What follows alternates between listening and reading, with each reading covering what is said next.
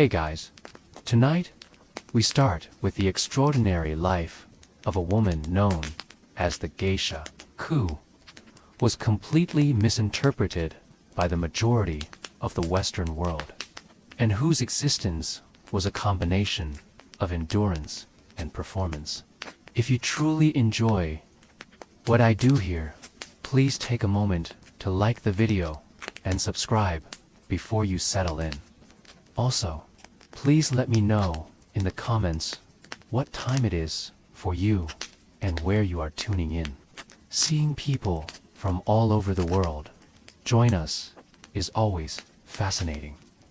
For that gentle background hum, turn on a fan and dim the lights, and together, let's take it slow tonight. You are born in the busy Japanese city of Ideto, which is teeming with tea shops, rice vendors, itinerant monks, and at least 4 individuals per block who believe they are warlords in a reincarnation. Since you're a girl, there are already 3 historically exciting possibilities for your future. Become a nun and live in regret, marry a dull person, or go into the okiya, the geisha, house, and spend the next 20 years pouring tea for inebriated aristocrats while feigning empowerment. You are 6 years old. You're still fascinated by bugs, and you're unaware that your parents have made up their minds. Geisha is what you're going to be. Not today. Your finest kimono, which is itchy and excessively tight, is being worn as you stroll through the streets today. However, your carefree snacking and napping lifestyle will soon be replaced by a demanding course on emotional suppression. The okiya raised a child who grew up to be emotionally aloof, married a temple, and resembles a library. The door is opened by the geisha house mother. "O Khan, you can tell how much you're worth by the way you bow," according to her. You attempt to smile. No, she doesn't. Say a few words and then depart. You've been turned over officially. You are not adopted. You are now a piece of property. The trauma will teach you how to curtsy, so don't worry. Now you're a shikomi. It's an elegant term for a child who cleans things. You'll carry water, clean floors, make baths, and sometimes cry into your sleeve.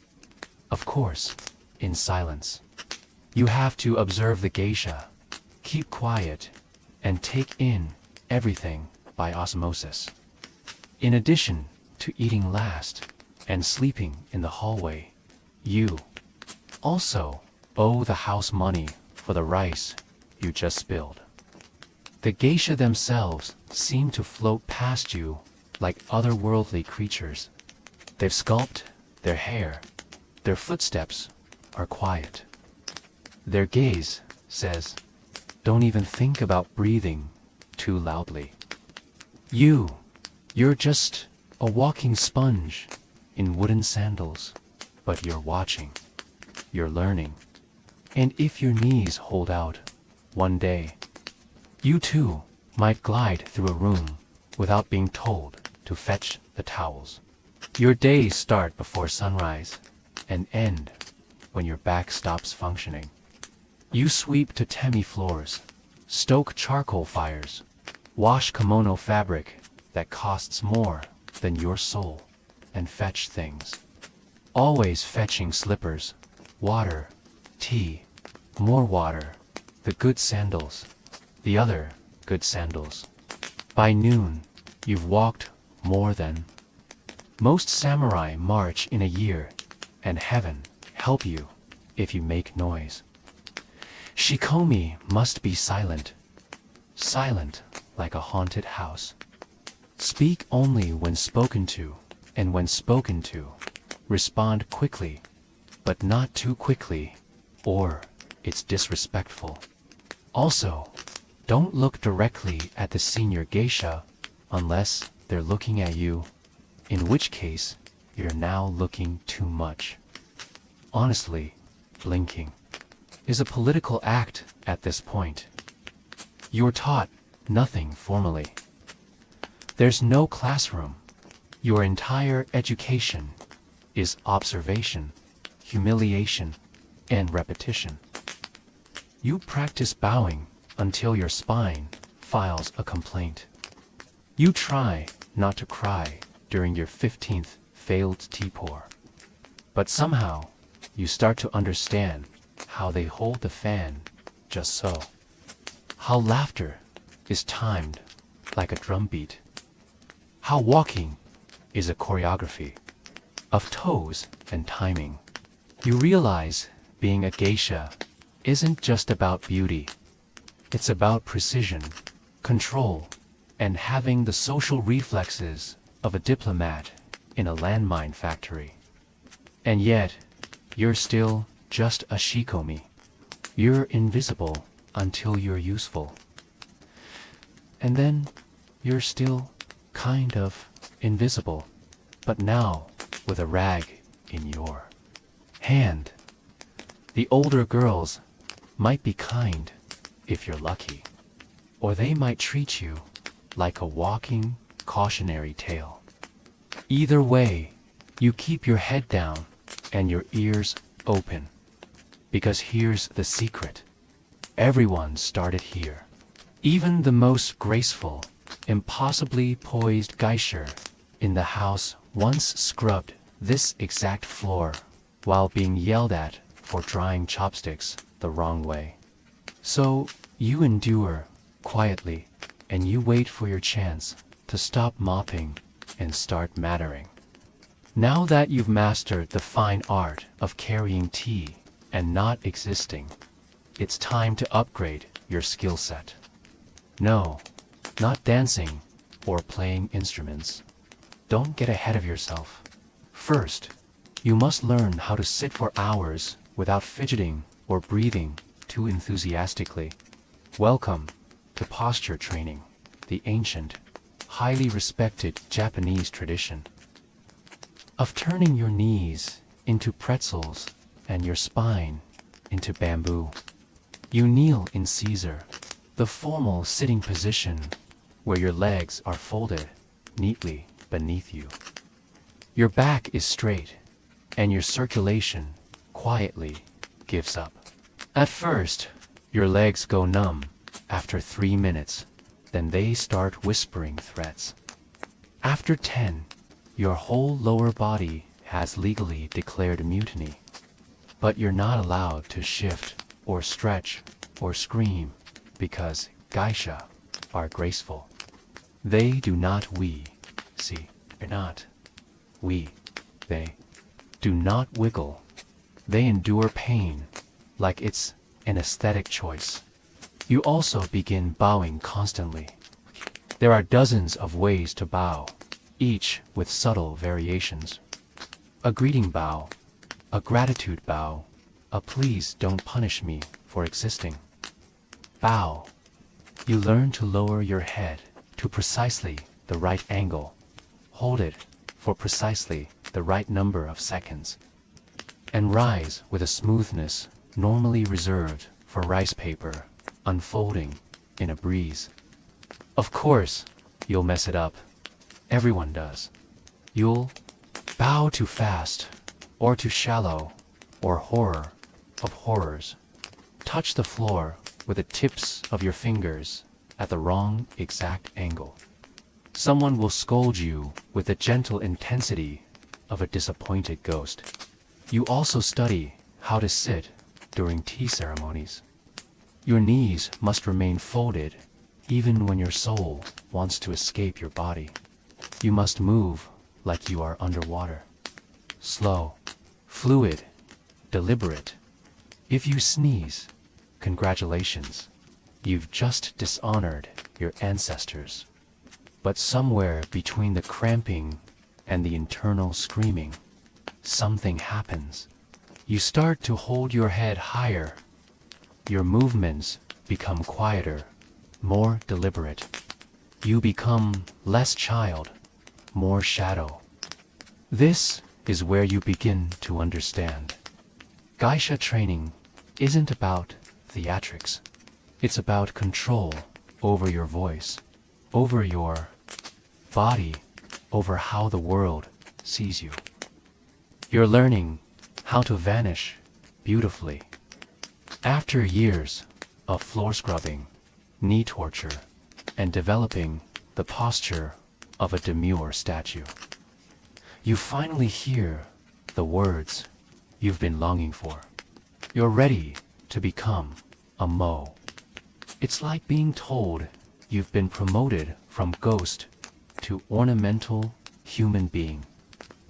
Congratulations, you are now a Mo, an apprentice geisha, which means, ironically, the real suffering is just beginning.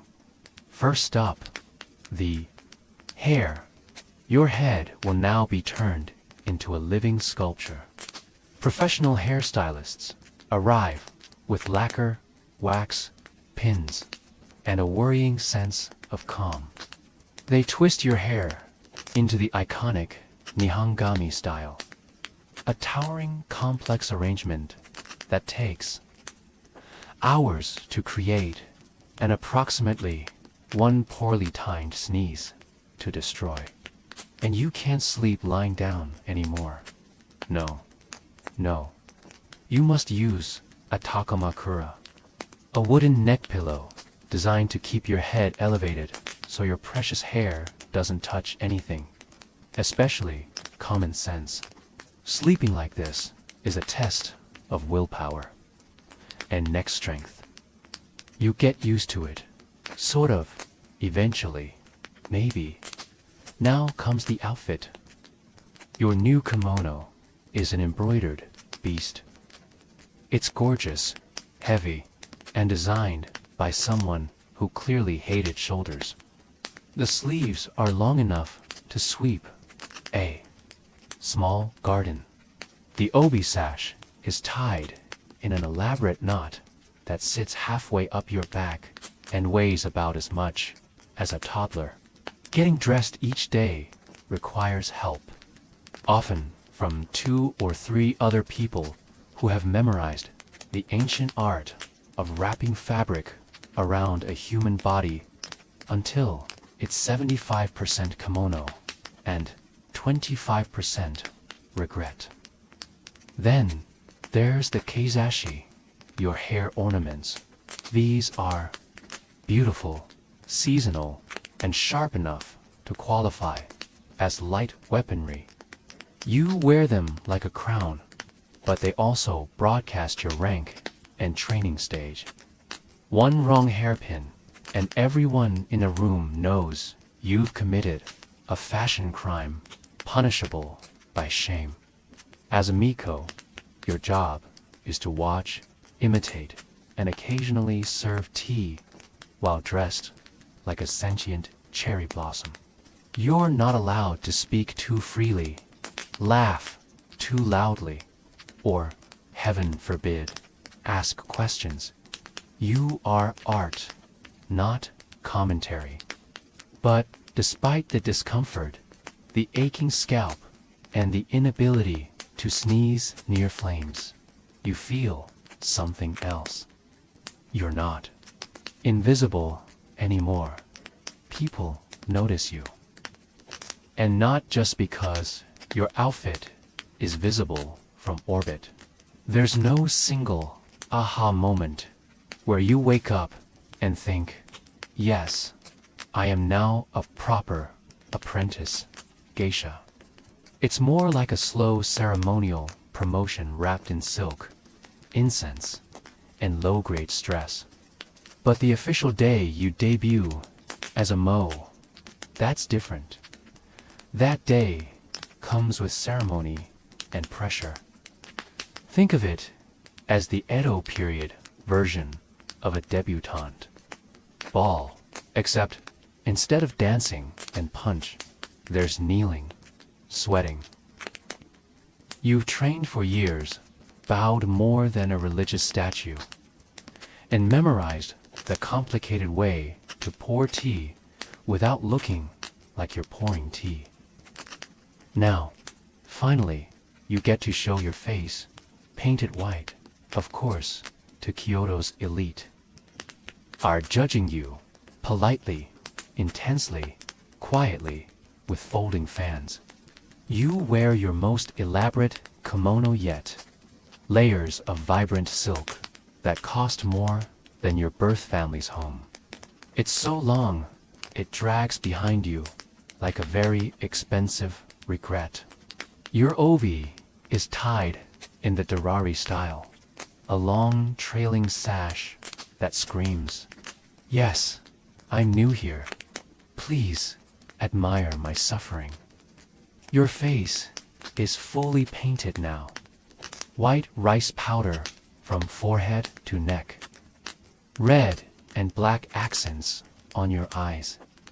Lips painted in a perfect bow, though only the bottom lip at first, because, apparently, rookie elegance is a half-lip kind of thing. You walk through the streets in your ubo, those platform sandals that double as medieval torture devices, while everyone turns to stare. Not because you're famous, but because you're a newly minted mo, and it's a rare sight. Also, you're walking very, very slowly. It's the only speed available. Then comes your misadashi, your formal debut ceremony. You meet clients for the first time, greet patrons, and perform for elders who remember when their necks still worked. Every step, smile, and sip of tea is a test. And failure isn't punished with yelling. It's punished with disappointment, which is worse. But somehow, you survive. You make it through the ritual, the performance, the parade. You don't trip, spill anything, or offend a dignitary. This, in geisha terms, is a massive win. And, just like that, you're officially a mo. Half child, half porcelain icon, full-time, performance piece. Being a mo comes with many responsibilities. Pouring tea, dancing, pretending not to hear creepy innuendos. But none of them compare to your most sacred daily ritual, the face. Your makeup routine is now a full-scale military operation. Step 1. Slather your face, neck, and chest in a thick coat of white rice powder, which smells like chalk, feels like glue, and somehow finds its way into your soul. It dries faster than your will to live, and sets like plaster. Once it's on, you are no longer human. You are canvas. Step 2. Eyebrows. Yours gone, covered in powder. New ones drawn on with charcoal, thin, dark, and serious, like they have a secret. Step 3. Eyes. You trace your lids with a mixture of red and black pigment, carefully applied with a brush so thin it could paint on rice grains. One twitch, and you've gone from elegant apprentice to haunted raccoon. And then the lips. As a junior mo, you're only allowed to paint the bottom lip. Why? Tradition. Also, something vague about modesty and not getting too full of yourself. You paint it red, carefully shaped like a tiny bow. It's considered beautiful. It also makes eating look like a complicated art installation. Mistakes are not tolerated. Smudge your lip. Start over. Uneven eyeliner. Unacceptable. Eyeliner doesn't even exist yet. You're using powdered minerals mixed with spit and despair. Once you're done, you look in the mirror and see something both ancient and terrifying. A doll. A glowing white, fragile, beautiful doll with the core strength of a dancer and the daily calorie intake of a squirrel. But here's the thing. Beneath the mask, you're learning power.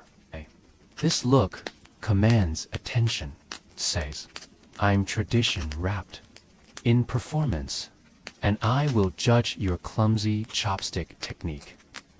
The makeup isn't for vanity. It's for armor.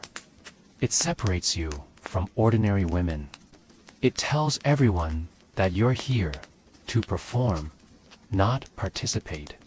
It also tells your paws that they are no longer needed. Hope you weren't too attached to breathing through your skin.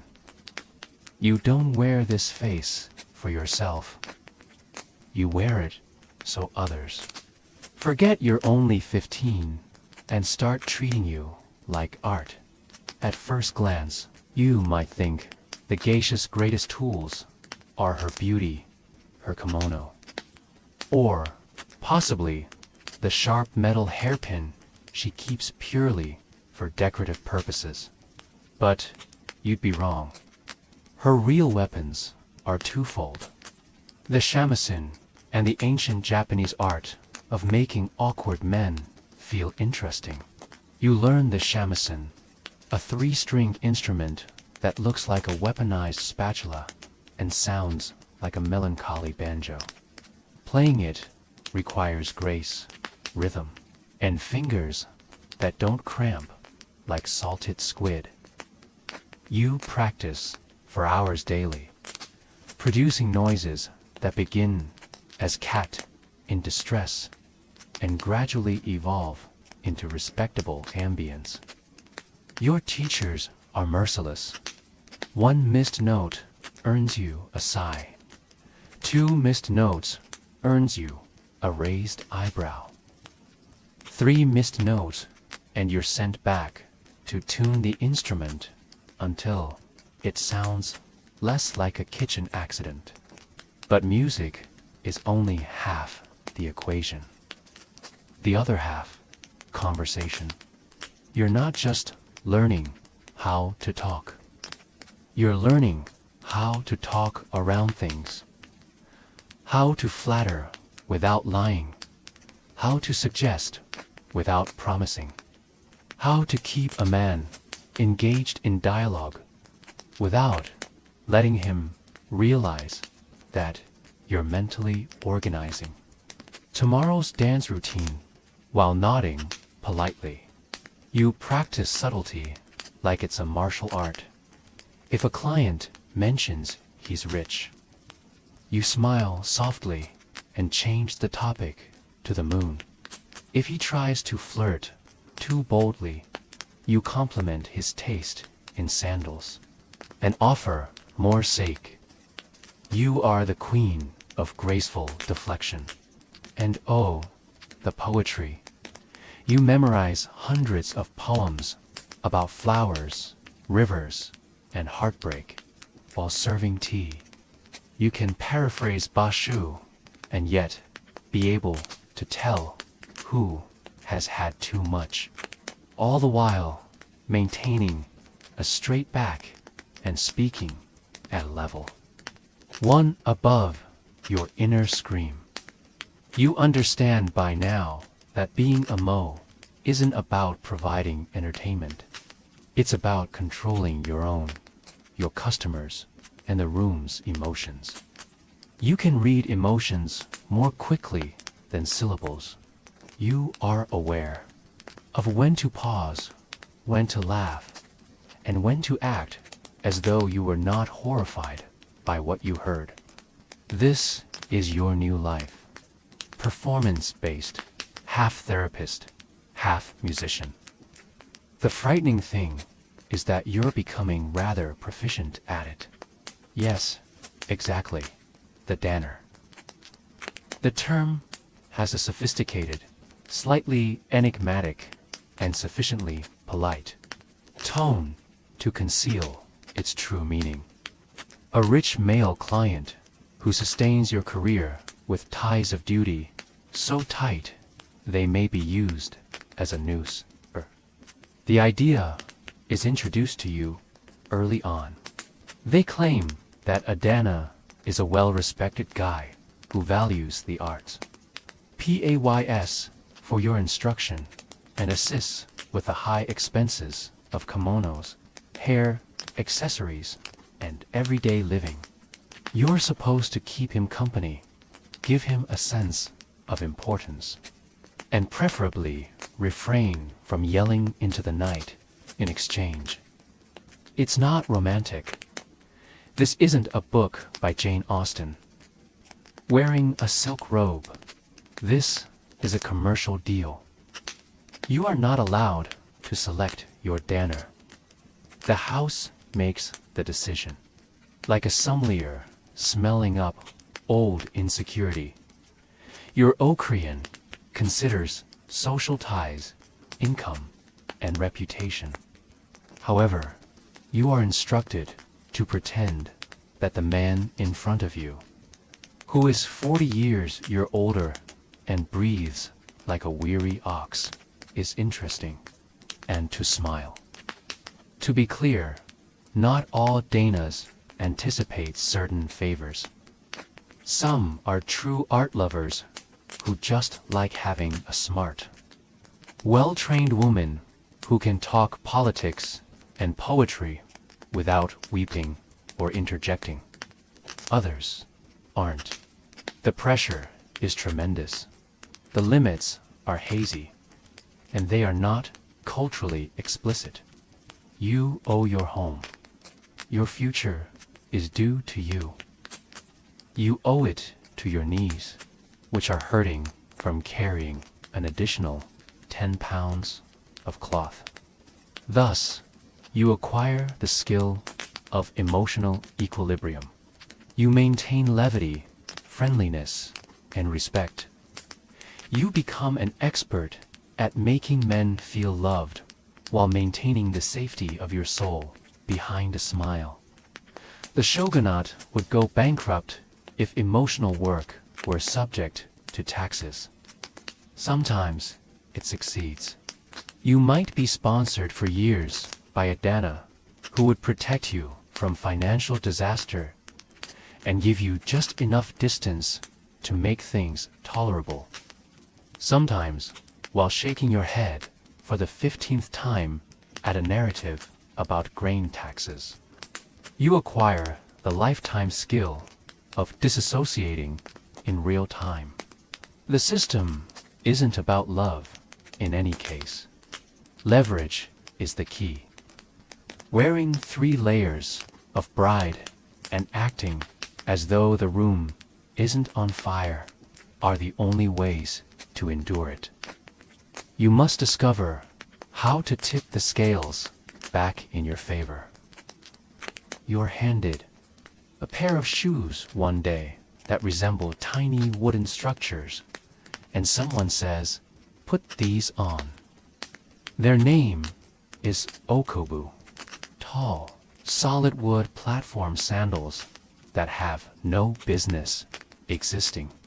These sandals, which are only worn by Mo, were created for ritual, elegance, and maybe retaliation rather than comfort. If you're wearing them, you're supposed to float, not walk through the streets of Kyoto without stumbling, tripping, or crying. You become taller, statier, and less human when you're okobo. You no longer have a human gait. You move like a procession at a temple.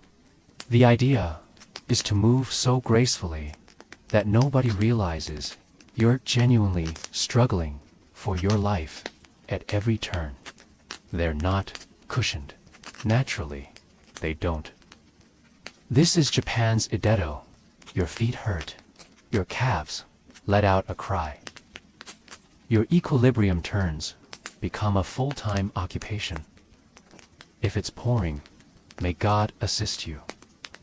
Every excursion to a tea establishment becomes an Olympic-level obstacle course, because, to the slippery oboe on stone pavements, they produce a harsh clop-clop sound on purpose. People know that rhythmic click is your new background music as a mo goes along the street. It's stunning. It's customary. It also ensures that everyone within a 5-block radius is always aware of your whereabouts. Overrated is subtlety. Your legs eventually get used to it.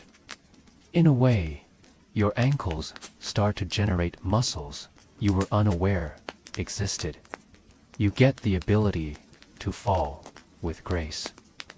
You become an expert at rounding curves with elegance, slowness, and the ideal amount of dramatic foot placement. Just when you believe you have perfected it, someone puts a 12-pound obe around your waist and sends you up 3 flights of stairs to a client's dinner. It's a rite of passage to wear ako. Additionally, you are being reminded in public that you are still an apprentice. Complete geisha wear flatter shoes because, at that point, they have earned the right to not be subjected to such obvious suffering that you are still earning it. Let's make everything plain. A geisha is an entertainer who performs, dances, sings, and pours sake with such grace and subtlety that it might be mistaken for weather. You are a living masterpiece whose strength is in your ability to speak just enough.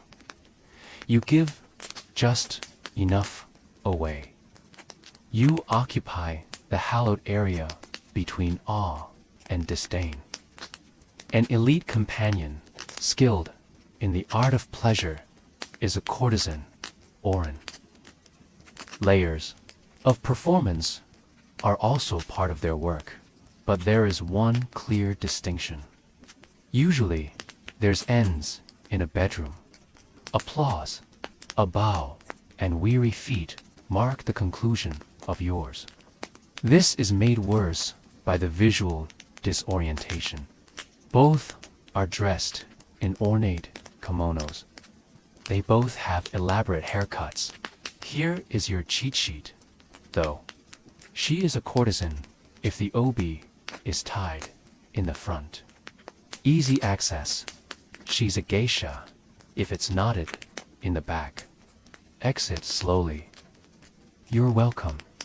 When you're in a room full of males who have seen one awful movie and believe that a geisha is a code word for an exotic invitation. However, none of that matters. Thus, you master the ability of gently correcting someone while giving them the impression that they have taught you something. Linguistic aikido is what it is. How kind of you to be curious, you remark. Our customs differ much from that. Redirect, sip, smile, and repeat. Throughout your career, you will provide this identical explanation 100 times. It is, and always will be, essential. One elegant statement at a time. However, you reaffirm the barrier each time you do it with elegance. Since being a geisha entails maintaining your composure in the face of being mistaken for someone else. Once more, in order to become a mo, and finally, a geisha, you must become proficient in dancing, music, manners, and the delicate art of seeming. happy while listening to a guy discuss rice prices for 2 hours. Nevertheless, saying no without ever uttering the word no is your most practical and least taught talent. You see, you can't simply turn someone down. That would be impolite and much worse, shameful. A geisha is not paid to be direct.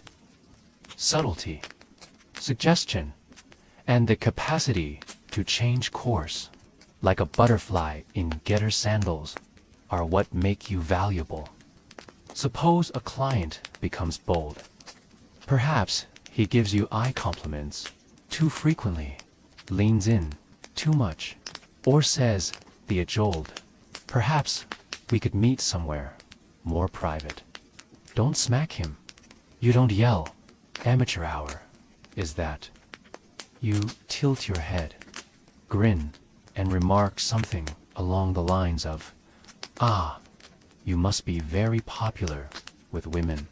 Although this phrase is completely meaningless, it flatters him, diverts the subject, and gives you 10 seconds to refill his cup and appear as though nothing occurred. One more classic. Very unfortunate. It's a really hectic day for me. Even if he doesn't specify a day, this still works. Because a geisha's schedule is a secret wrapped in silk and plausible deniability. You are constantly extremely busy. Or you use the traditional laugh. There was only a quiet, amused laugh, a little headshake, and a shift in topic. They never really understand that you are the leader in this dance. You learn to speak the language of deflection with ease. You can make someone feel like the honored guest while rejecting them 3 times in a row. Yes, it is taxing, but it is also an art form that has been passed down from woman to woman like a hidden spell book, inscribed in passive-aggressive elegance and fan motions. Because this is the reality. To satiate desire is not the role of a geisha. Keeping both hands on the wheel while managing, channeling, and creating a wonderful atmosphere in the room is the goal. And when all else fails, bow, smile, and remark, "What a fascinating idea." That typically works. The paper walls, soft lighting, and a subtle shamisen strum may give the okiya a calm appearance. Don't be duped, though. It's not a sword-wielding, yelling battlefield. No, geisha battles are more subdued and incisive, like to being subtly killed with praise. A secret jungle of hierarchy, competition, and small-time retribution served in silk exists within each geisha home, which is a meticulously maintained ecology. There are intelligent, competitive, and openly war-trained women all around you. Has someone taken your obi without your permission? How considerate, though. Was the identical seasonal hairpin worn by another person when they came to dinner? What a coincidence! Did someone else end up taking your shamisen solo at the last minute? It was only a miscommunication. The sort that strangely always works in favor of the female who is more popular. You pick things up fast. Not every grin is good. Not every compliment is genuine. Additionally, you should never, ever leave your makeup unattended. Of course, there is a code. You don't yell or strike. For the unskilled, that is, retaliation is delivered gracefully here. One incorrect step brought up respectfully during practice. One additional word in a haiku. A subliminal hint to a customer that perhaps, just possibly, you heard something intriguing about the actions of that other Mo during the previous tea ceremony. In the oak, rumors proliferate more quickly than paper lantern fire. Naturally, you attempt to avoid it, but you will inevitably be drawn in. You may be the new favorite. You may have danced too well. Perhaps your sandals are suddenly gone because someone is just in a certain mood. Is it a coincidence? You must have learned to be strategically nice in order to live. You are an expert at giving someone praise while subtly suggesting the reverse. You look very brave in your new kimono. I could never pull off such a bold outfit. You will eventually actually rise above it. Being a complete geisha will give you more respect than the apprentices. Your own room, your own customers, and less spills on your clothes. But hello to fan fights in the meanwhile. They fight with timing, elegance, and the odd, well-placed eyebrow lift, but they are also merciless. Armor is not necessary here. You need a memory, a mirror, and the capacity to express gratitude as if it were a warning. The day comes after years of smiling, bowing, kneeling, and fighting the impulse to yell into your obi. You're not a Mo anymore. Now, you're a geisha. It's a small change. No grand procession, no pyrotechnics to celebrate. One day you just wake up, and you are the standard that everyone else is working toward, rather than a girl in training. Oddly, your knees continue to ache. Your clothes shift. The brightly colored, long-sleeved Mo kimono that made you like a strolling bouquet is no longer in style. You appear more refined and understated now, as if you finally earned the right to dress like a person with thoughts. Thank heavens it's your hair. It is no longer a weekly sculpture created with willpower and wax. You're wearing a wig now, a wig indeed. It still requires half a salon and a miracle to style, even if it weighs more than your head. At least you can sleep like a human again, although a futon and in horrible condition. The main change is that you now work alone. You no longer follow. You take the lead. Without help, you are supposed to host, amuse, and captivate. You have lengthier shamisen solos. You have funnier talks. You need to be composed, cool, and most importantly, in charge. Customers no longer think you're cute. They consider you to be strong.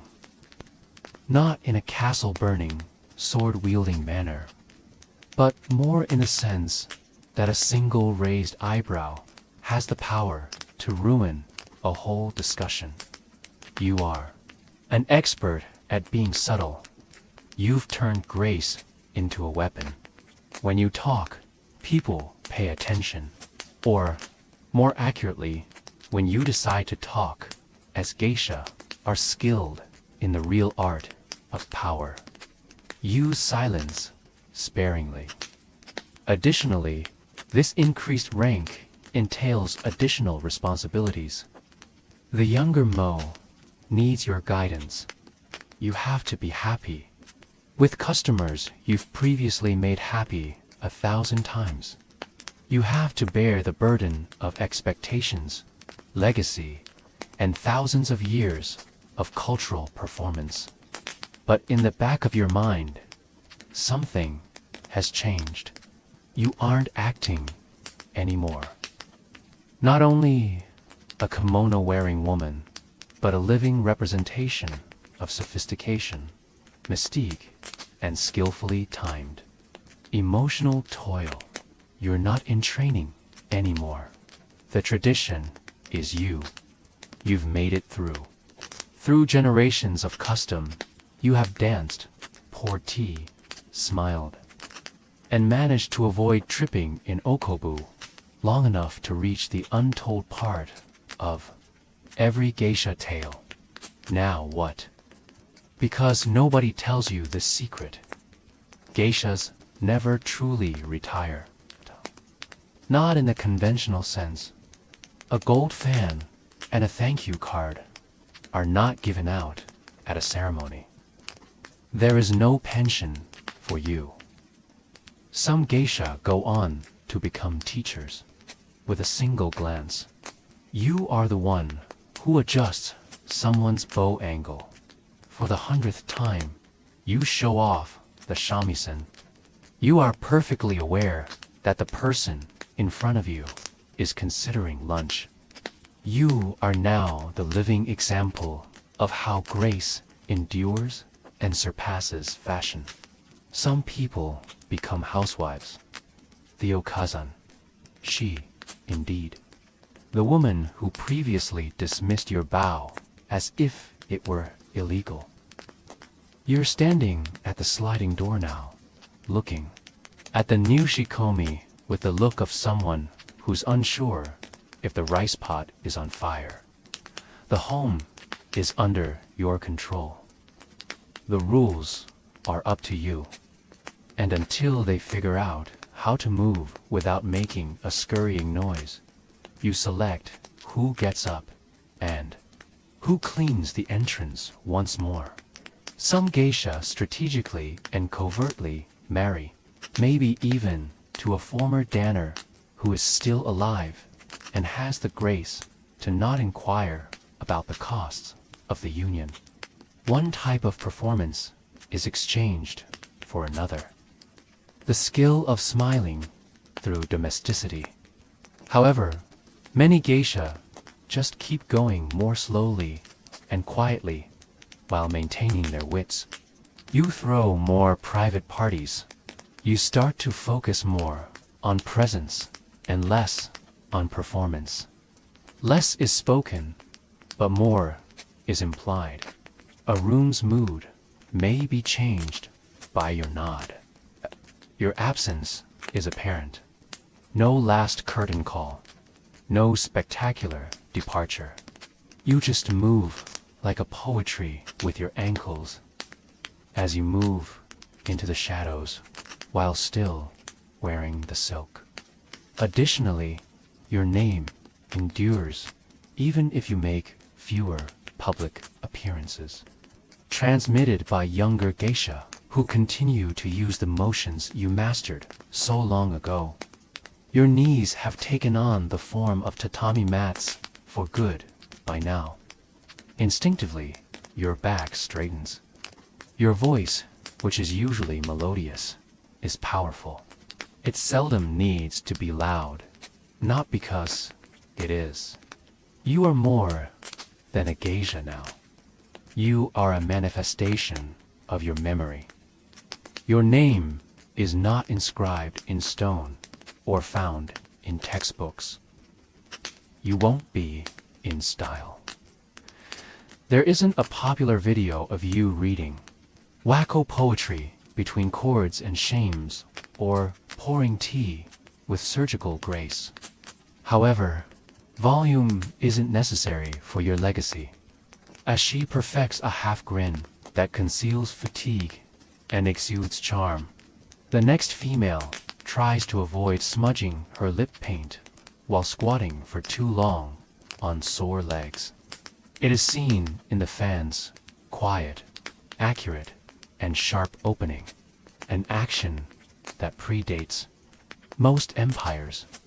It resides in the silent moments in between conversations at a party, where you may still influence the mood, even no one can recall the name of the customer who purchased your first seasonal comb or the date of your debut.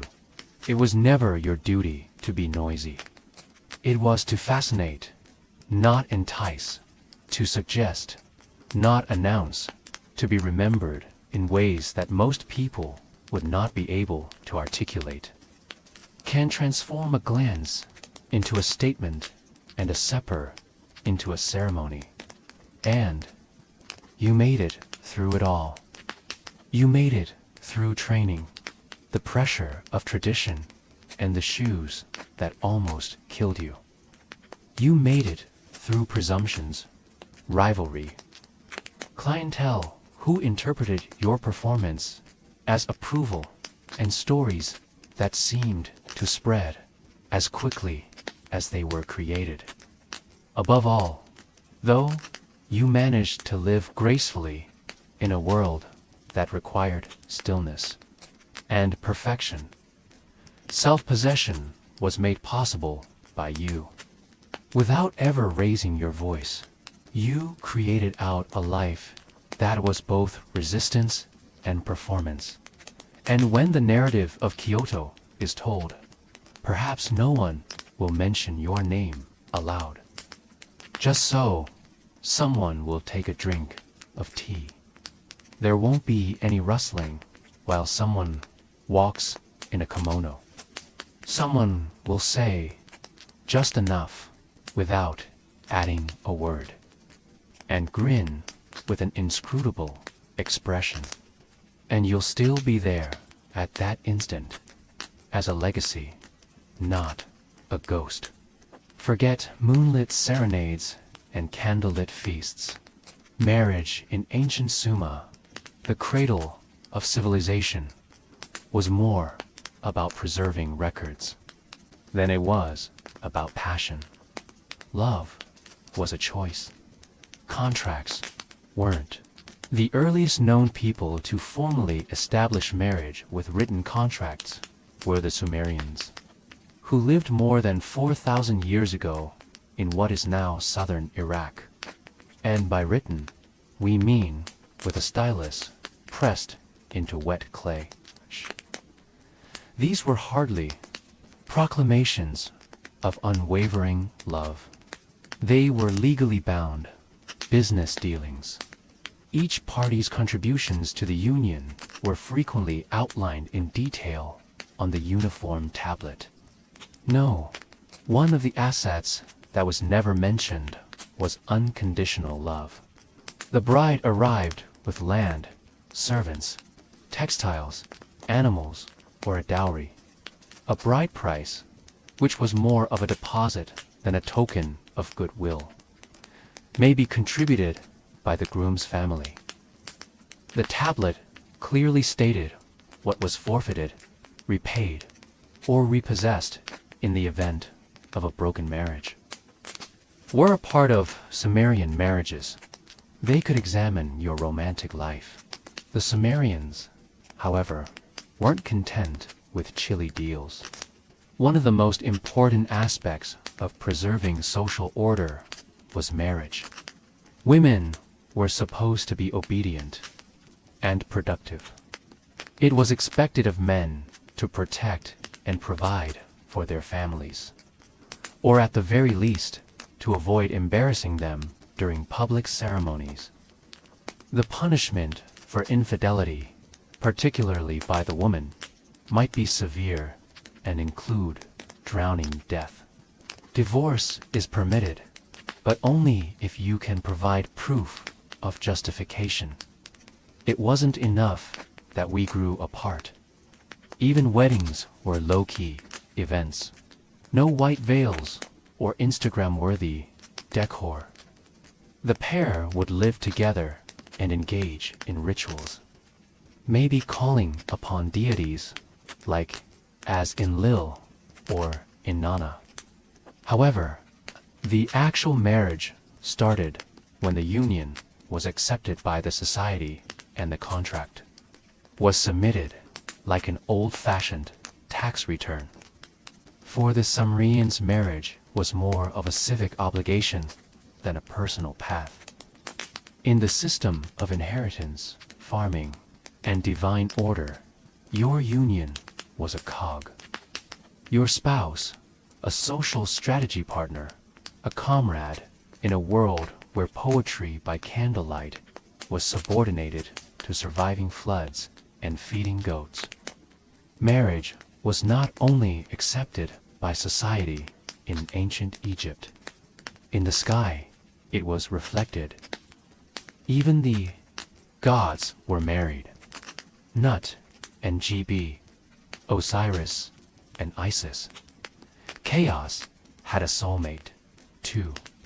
The Egyptians held that human marriages should preserve cosmic equilibrium, just as heavenly pairings did.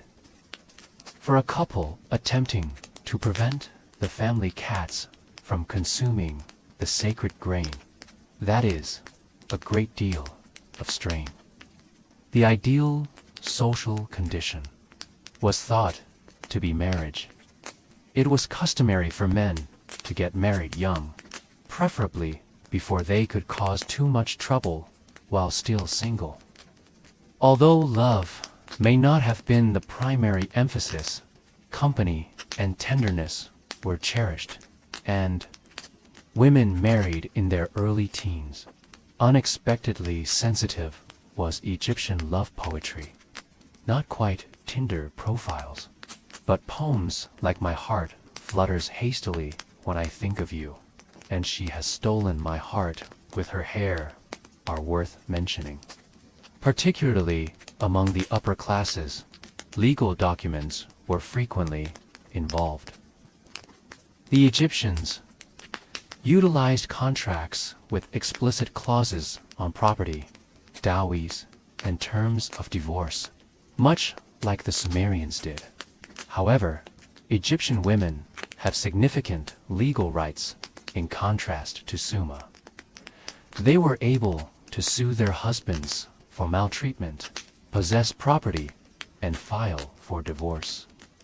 If her husband did not supply bread, drink, or most importantly, or oil, an Egyptian lady, queen or not, might haul him to court. Royals in particular were curious about incestuous marriage. It was common for pharaohs to wed their sisters. And no, a small dating pool wasn't the reason. The justification for imitating the gods. A royal relationship between siblings was thought to retain holy bloodlines, sacred DNA, and a side of genetic risk. Much like when Isis married her brother Osiris. The actual wedding rituals were simple. There was no public display or clergy benediction. After moving in together and living together, a couple was deemed married. That's all. No cake, no doves, and definitely no flowers. The gods gave their approval without much fanfare.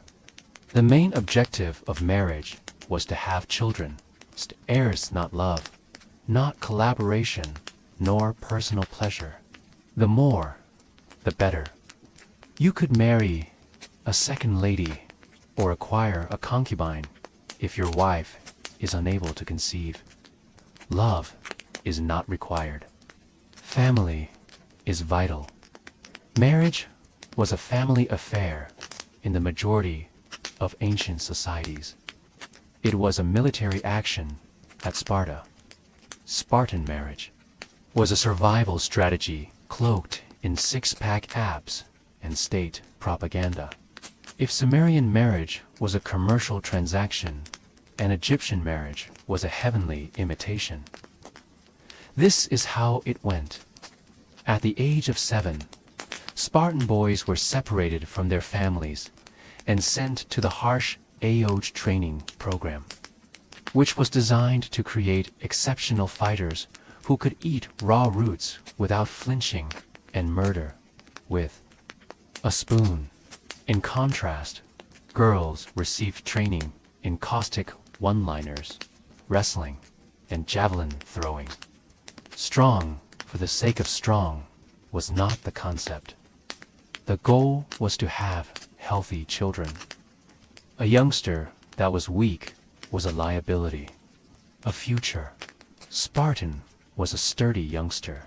Therefore, meeting the one or lighting candles wasn't the point of marriage. Breeding was mandated by the state. The state even set the optimum marriage age at early adolescence for women and approximately 34 males. Not romantic, as you might expect from folks who believed that iron bars produced excellent money. The wedding ceremony was bizarre. This is the outcome.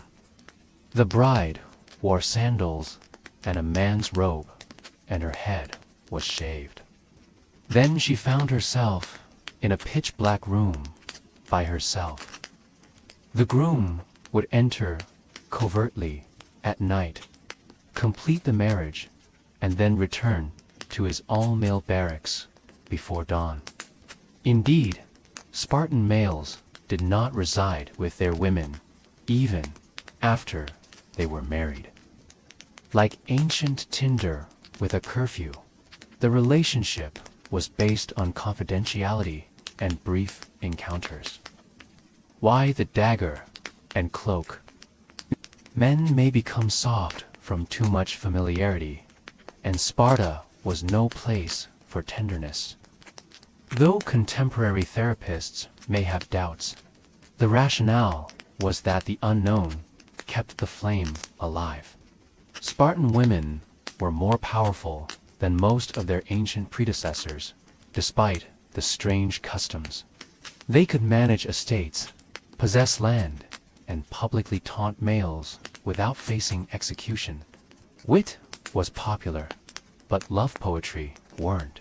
Spartan ladies were known for having keen tongues. Come back with your shield, or on it. This is essentially the ancient Greek equivalent of "don't embarrass me." This is what one woman told her husband. Marriage was more than just a personal bond in ancient India. It was a holy obligation, a spiritual path guided by the cosmic law, or dharma, with roots in the Vedic tradition.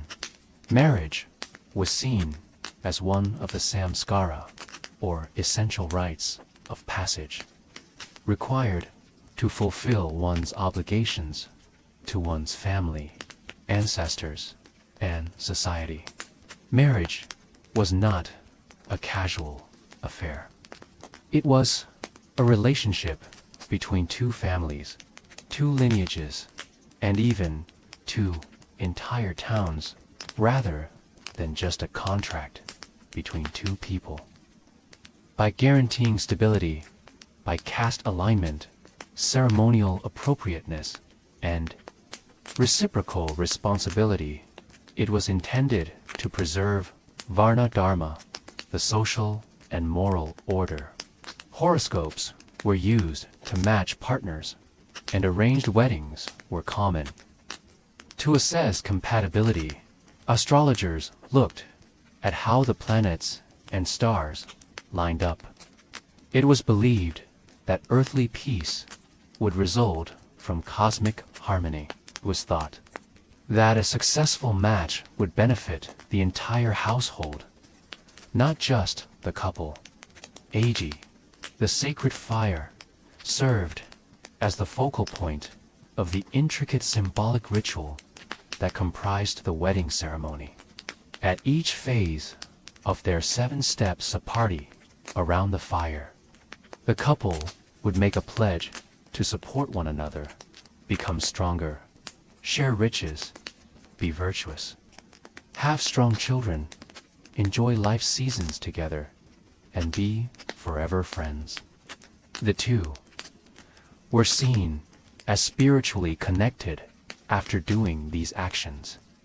The wife, Shrit Dharma Patni, was supposed to serve as a moral compass in addition to being a partner.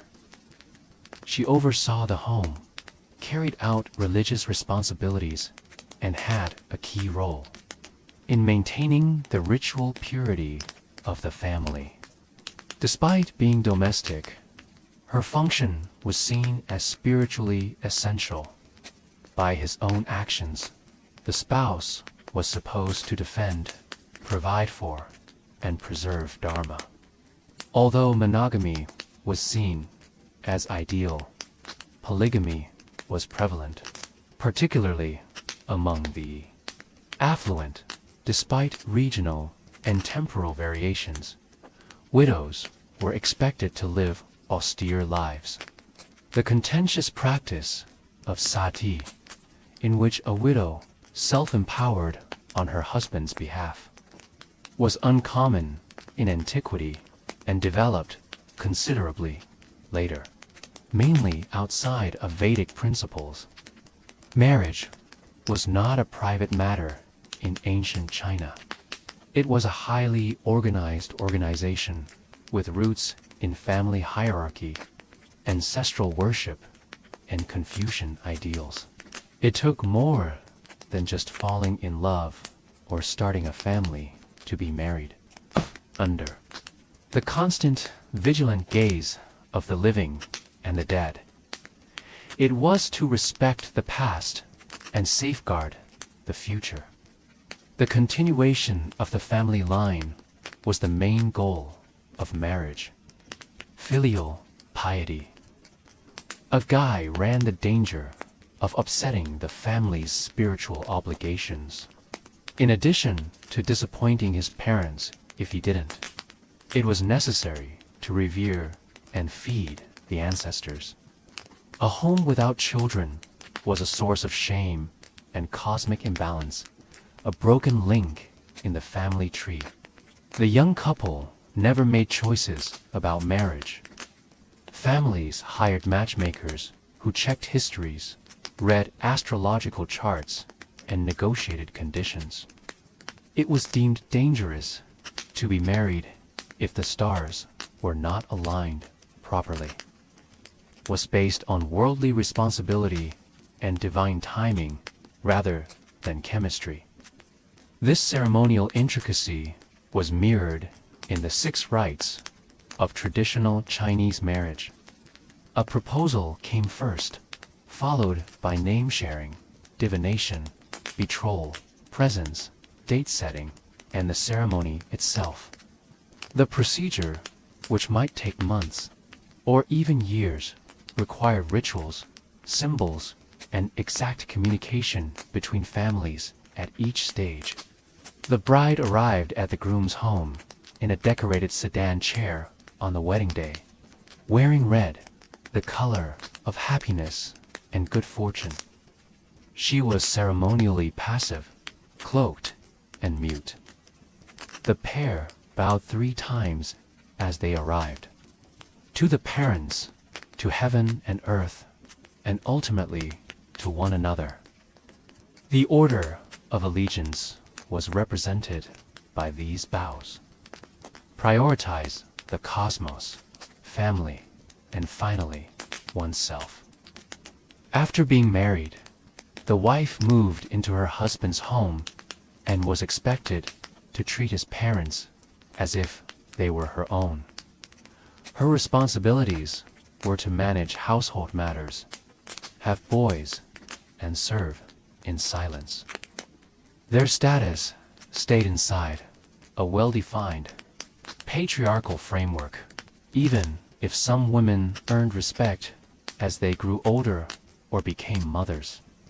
Divorce was uncommon and a source of shame. Women did not have the same rights as men who might fire their wives for disobedience or sterility. Despite its reverence, the marriage relationship lacked balance. In ancient Japan, marriage was influenced by centuries of changing customs, local traditions, and a deep respect for the natural world and ancestors rather than by centralized legislation or religious teaching. With its roots in Shinto, Japan's native religion, Marriage was more about social cohesiveness, harmony, and purity than it was about formal contracts. According to Shintoism, everything, including people, rivers, trees, and mountains, is inhabited by kami, or heavenly spirits. Therefore, it was believed that a happy marriage was a way to harmonize with nature. Every significant life transition required ceremonial cleanliness and purity, and marriage was no different. Historically, families, not romantic partners, arranged marriages, practical alliance building, land consolidation, and maintaining the household line, particularly in wealthy families, were the objectives. However, Japan gave women a comparatively better standing than its neighboring nations. In the past, women had the ability to manage estates, inherit property, and exercise influence in the home. Entering the bride's home, or mukwari. In contrast to the more prevalent paternal customs in other parts of Asia. This custom involved the husband moving into the bride's family house. This demonstrated how crucial matrimonial continuity is in various areas, particularly for wealthy families. As patriarchal customs grew, this eventually gave place to yumari, in which the bride moved live with the groom's family. Purification and devotion were central to Shinto wedding ceremonies. During a Sansen Kudo ceremony, the couple would take 3 sips of sake from 3 cups. Every drink symbolized a connection between the people, their families, and their souls. Although there were no Western-style vows, the symbolism expressed respect and solidarity. Early Japanese marriage norms were flexible, in contrast to other nations' strict legal systems. Elites engaged in polygamy, but it was not formally recognized. Even though it was discouraged, divorce was a possibility, particularly in circumstances of incompatibility or infertility. It was necessary to handle the separation discreetly. Marriage was more than just a personal achievement in ancient Rome. It was a civic institution that was entwined with public responsibility, law, and class. The social structure in which alliances were formed, property was transmitted, and ancestry was maintained under the watchful eye of the state, and the patilius was reflected in Roman marriage. In Rome, there were many legal forms for marriages between male heads of the household. The most customary was cum manu, in which the woman moved away from her family and was placed under her husband's or his father's legal control. She was treated more like a daughter in her husband's home and was no longer formally a member of her birth family. He took possession of her property. However, this version soon gave way to sine manu, where the woman maintained more legal freedom, while still being subject to her father's power. This change was a reflection of changing perceptions and the growing economic influence of Roman women in the aristocracy. Marriage rituals were characterized by symbolism and ritual. The bride's hair was separated into 6 locks with a spear, and she wore a veil called the flammeum, which was colored like flame, a reference to Roman culture's martial origins and heritage. Offerings were offered to domestic deities, particularly Juno, the goddess of marriage, and the joining of hands, known as dextrarum iunctio, represented the union. The bride was greeted with fire and water, symbols of purity and life, as she made her way to her new home in a ceremonial procession. Roman aristocrats used marriage as a political instrument. Marriages were a means for senators and nobility to forge connections and gain power. Although not unimportant, personal affection was frequently subordinate. Even emperors, who often disregarded their own desires, arranged weddings for political advantage. Roman wives were supposed to be obedient, modest, and committed to managing the home. Nonetheless, Roman women were able to inherit income, possess property, and even file for divorce, particularly in sine marriages, as long as the divorce was conducted with respect. It was frequent and socially acceptable. The bride would once swear, "Where you are, gas, I am Gia." If things didn't work out, however, it was usually as easy as stating your intentions in front of witnesses. Marriage was more than simply a social bond to the ancient Hebrews. It was a holy covenant governed by the law of God. Marriage, which has its roots in Hebrew Bible customs, was essential to religious life, ancestry, and moral order. It was a partnership that symbolized the eternal link between the Israelites and their God, as well as human connection. It was believed that marriage was necessary to carry out the commandment to procreate. Early marriage was the standard, and it was expected of all males. Love was important, but it wasn't the basis. God's will and family obligations came first. A good marriage protected inheritance rights, upheld communal purity, and retained tribe identity.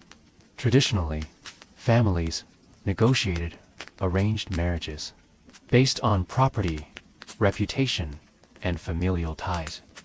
The husband paid the bride's family a bride price, known as the moher, as a ceremonial sign of commitment and restitution, rather than as a purchase. Men were a little older, having secured the resources to sustain a household, whilst women were often married in their early teens. Domestic in nature, ceremonies were frequently held at the bride's house and were followed by a feast. Joy, continuity, and blessings via wine, singing, and the reading of religious texts were the main focuses of the rites. The husband's obligations to provide clothes, food, and marital privileges were specified in a written kuba, or marriage contract. In the event of divorce or widowhood, it also safeguarded the wife's pecuniary interests. Women had a respectable place in the family system, despite the fact that patriarchy dominated most of Hebrew culture. The Proverbs described brave lady was intelligent, hardworking, and well-liked. Even though early patriarchs like Abraham and Jacob practiced polygamy, monogamy gradually gained popularity, especially during the Babylonian exile. Divorce was discouraged, yet allowed. Under some circumstances, a male might issue a writ of divorce. However, in order to protect the lady from being left unprotected or dishonored, this procedure was subject to legal restrictions and needed religious consent.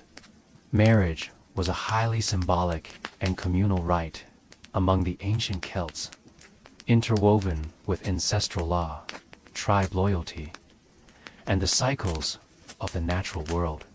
It was a flexible tie influenced by societal obligation, individual preference, and seasonal customs rather than a rigid institution.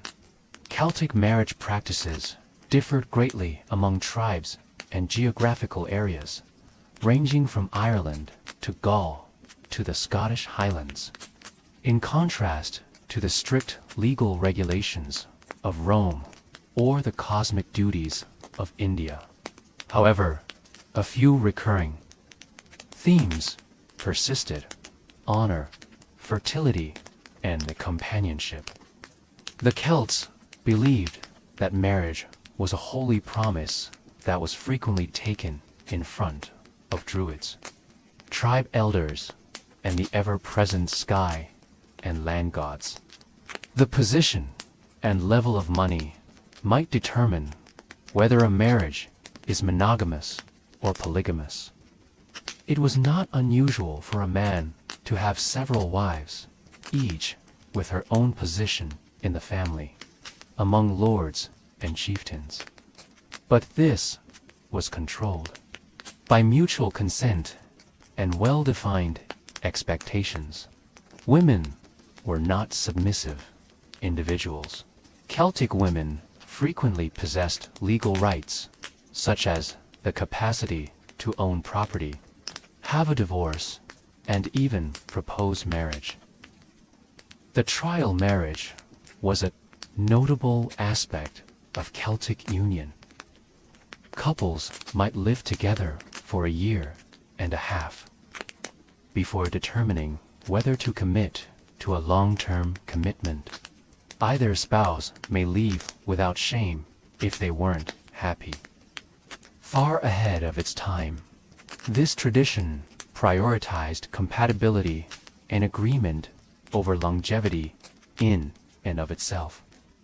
Seasonal celebrations like Beltane, a fire that signified the start of summer and fertility, sometimes fell on the same day as ceremonies. To represent unity and cleansing, couples would cross between bonfires or jump over flames. These privileges were thought to bestow vigor, fertility, and harmony with the natural world upon the union, particularly among the elites. Marriage contracts were codified and may contain provisions pertaining to inheritance, joint property, and dowees. Celtic law acknowledged reciprocal duties between couples, in contrast to many other ancient communities. Tribal courts provided women with redress, and abuse or neglect might be grounds for divorce. Celtic marriage was always infused with a spiritual component. Personal vows were not the only kind. They had ties to the tribe, the soil, and the gods. Their faithfulness was a pledge to the holy balance that kept the world together as much as to each other, and their marriage was a thread in the greater tapestry of land and ancestry. Malbuck Castle was built in the intense heat of the Holy Land, not in the foggy woodlands of Poland. Amid the turmoil of the Third Crusade in the late 12th century, the Teutonic Order came into being. The order quickly evolved into a fully functional military monastic organization after being founded in 1190. As a group of German crusaders tending to injured Christian troops in Acre, part knight, part nurse, and fully committed to the spread of Christianity. However, the Holy Land was disappearing. The Teutonic Knights found themselves without a clear mission as European nations lost interest and Muslim forces, led by Saladin, recovered territory. They were still fervent, but the battlefield would change. Conrad of Movia, a Polish duke, recognized an opportunity in 1226. He welcomed the knights into his realm, promising them territory in return for the protection and conversion of the Baltic peoples. As he was plagued by attacks from pagan Prussian tribes to the north, the Teutonic Knights concurred, but their goals went much beyond serving as missionaries. They started establishing their own theocratic state with the support of the populace and the consent of the imperial authority. The sword would spread, the cross in this frontier ripped apart by war. They established a new fortress to serve as the cornerstone for their authority, brick by brick. Afterwards, Marienburg became Malborg. The order is patronized by Mary's Castle, which bears the name of the Virgin Mary. In 1274, construction got underway, and it was intended for everyone from the beginning. This was more than just a stronghold. It was a proclamation. Its walls would not only keep away pagans and rebels, but they would also rise from the banks of the Nagat River like a crusader's dream set in stone. Constructed in the characteristic red Gothic brick style of Northern Europe, they would tell everyone in the area about the knights' military and spiritual prowess. A castle was not all that Malborg was. It served as an administrative hub, a monastery, a base of operations, and the symbolic core of a growing religious empire. The warrior monks were no longer visitors from other countries. Now they were in charge. And this castle, which is still in its early stages, would eventually grow to be the biggest fortification on land in the world and a relic of medieval might that is still in place today. Malborg Castle had evolved from a tactical base by the late 13th century. It was developing into a colossal manifestation of architectural aspirations, faith, and power. Defiant and recognizable, it rose from the flatlands of the Vistalara Delta. Brick, the daring material of the north, was used to build the stronghold instead of stone. Malborg's scarlet Gothic walls exuded both creativity and fear in a time when the majority of castles clung to granite and limestone. It was not just a stronghold that the Teutonic Knights desired. They want a hallowed stronghold where worship and warfare could coexist. This dualism was mirrored in the layout. The facility was constructed in 3 parts. The 3 castles are the lower, middle, and high castles. Each fortified and walled structure had a specific function. The monks' lodgings, the chapter house, and the chapel were all located in the high castle, which served as the center of spiritual activity. The knights lived, prayed, and made plans here. Religious symbolism was considered in the design of the building. Long shadows are produced on chilly stone flooring by the filtered light coming in via narrow windows. Cathedral arches rose from the vaulted ceilings. Spiritual analogies were paired with defensive qualities. Being tall meant being close to God, in contrast to the turmoil outside the walls. Darkness and light represented heavenly truth. Malborg was not designed to withstand siege alone. Tucked away inside the high castle, The Holy Virgin Church included elaborate tilework, stained glass, and a figure of the Virgin Mary that loomed above the exterior walls. The layout of each tower, tunnel, and turret was deliberate. There was nothing thrown away or left to chance. A reminder that the knights introduced cleanliness and order to a place they perceived as untamed and unconverted was provided by the latrines, which skillfully emptied into the Nagat River. Malber kept growing as the 14th century got underway. Stonemasons, workers, and artisans worked all year round. Local peasants were frequently enlisted to provide labor, food, and lumber. In the meantime, the stronghold developed into the spiritual and administrative center of the expanding state. Of the Teutonic Ord, Malbuk was more than just a fortress. It was a concrete declaration that the order was here to stay. As monks and as soldiers, it was a monastery encased in battlements, faith in armor, and it was only getting started. Malbuk Castle evolved from a military installation to more than that as the 14th century went on. An expanding theocratic dominion had made it its focal point.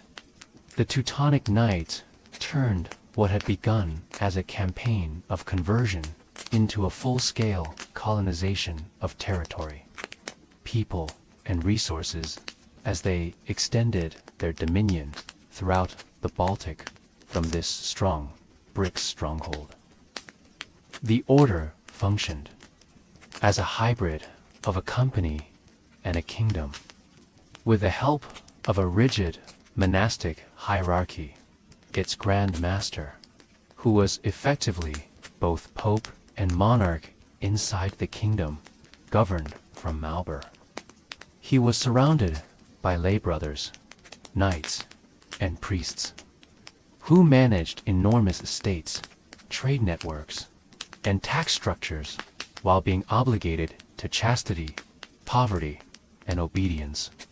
They had more than just a religious purpose. It was a consolidation of territory. Towns were constructed, forests were cleared, and paganism was either extinguished or forced underground. Malber. The chapter house convened here to elect new Grand Masters, discuss policy, and make decisions regarding diplomacy and war. Gold, silver, and relics obtained by tithes, commerce, or conquest were all kept safe in the castles fortified. Treasury, for future crusades into Lithuania and beyond. Its army provided armor and swords. As its power grew, the order positioned itself as a force for civilization. Bridges and roads were built. Along the Vistula River, trade flourished. Encouraged to immigrate, Germans built towns with Gothic cathedrals and marketplaces inspired by the Holy Roman Empire. Under the strong control of the Black Cross, the area gained notoriety for its pagan heritage, but rather for its strict order. However, power also brought opponents. The expansion of the order was opposed by Poland and Lithuania, which were still primarily pagan and fiercely autonomous. Some fought vehemently against foreign rule and forced baptism, while others voluntarily converted. Battlegrounds were created in the borders. Raids were common. There was simmering tension. Nevertheless, the Teutonic Knights appeared unbeatable from the protection of Malbak's high walls. The Teutonic Order ruled over enormous tracts of territory that extended from the Baltic Sea well into Eastern Europe at its height.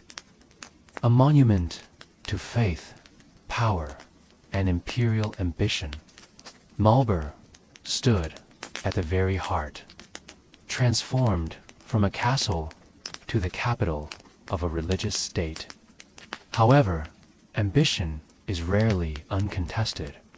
The seemingly inevitable rise of the Teutonic Order had started to incite serious hatred by the early 15th century. Marlborough Castle ruled over a realm created through conquest and upheld by religion from its iron gates and brick towers. However, the knights had become formidable foes. Above all, the recently unified kingdoms of Lithuania and Poland.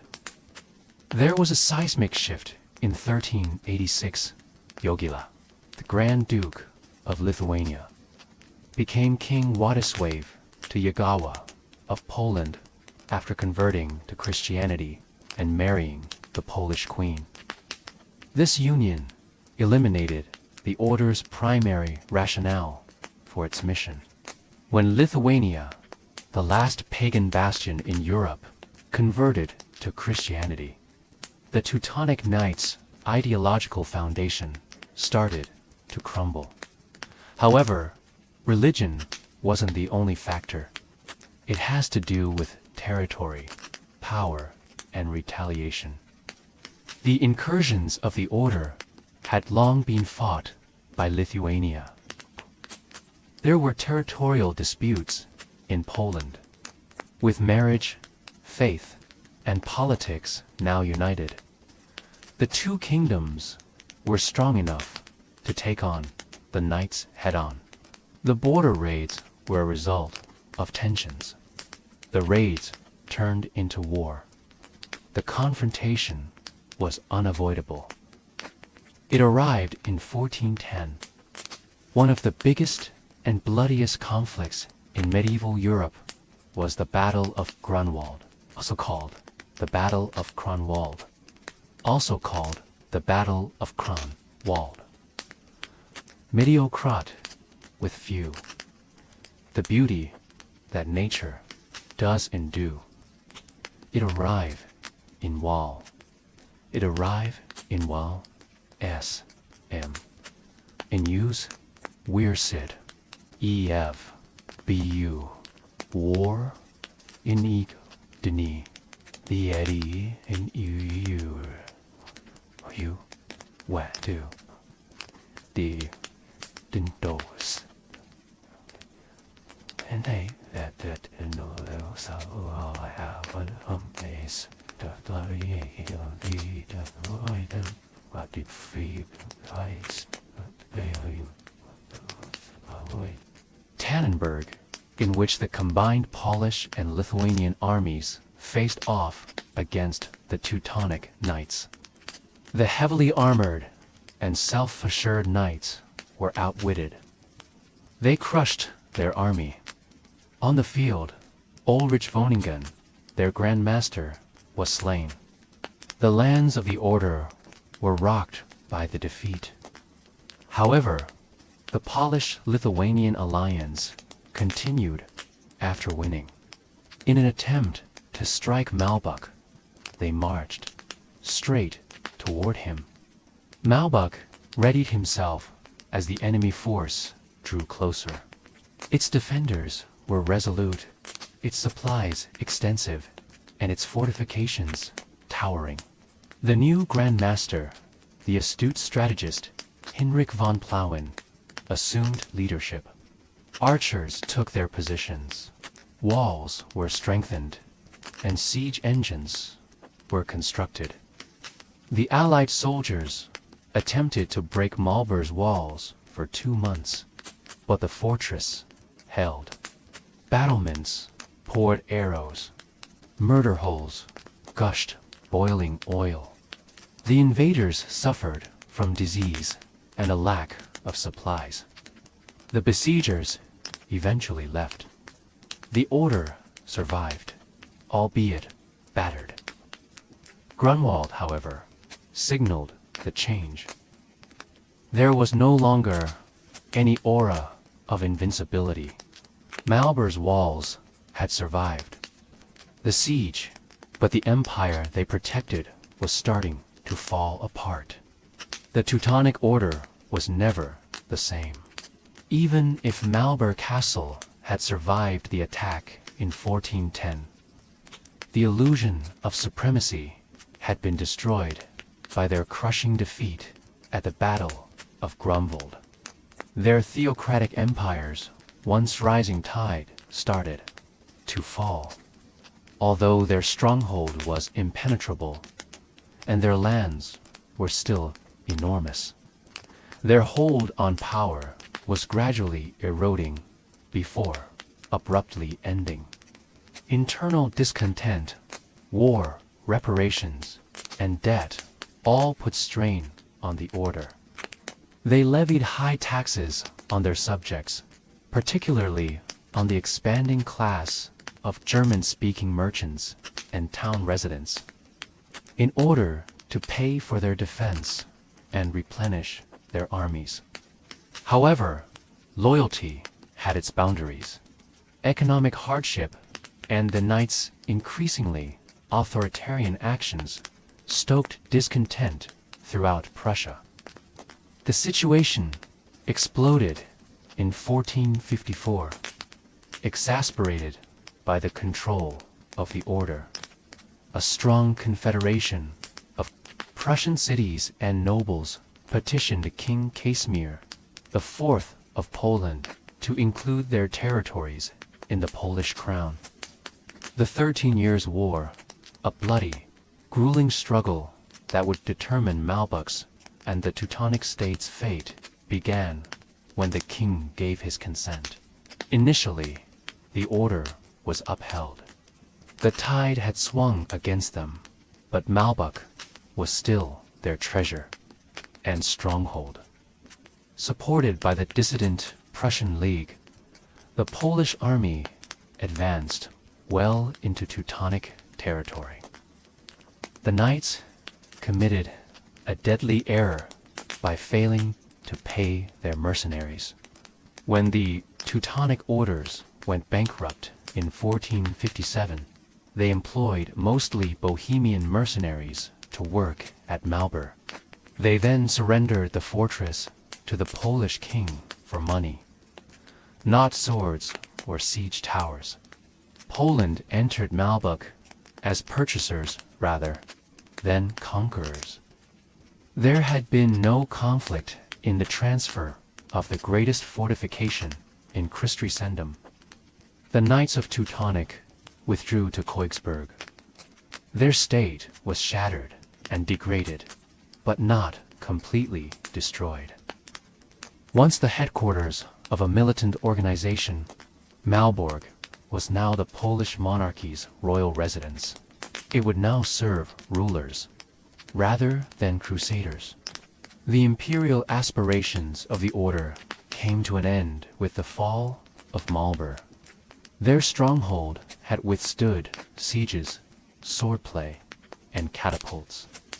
But ultimately, it was overthrown by treachery and economics. The brick walls, which once reverberated with prayers and plans for conflict, now murmured of decline as the warrior monk's age came to an end.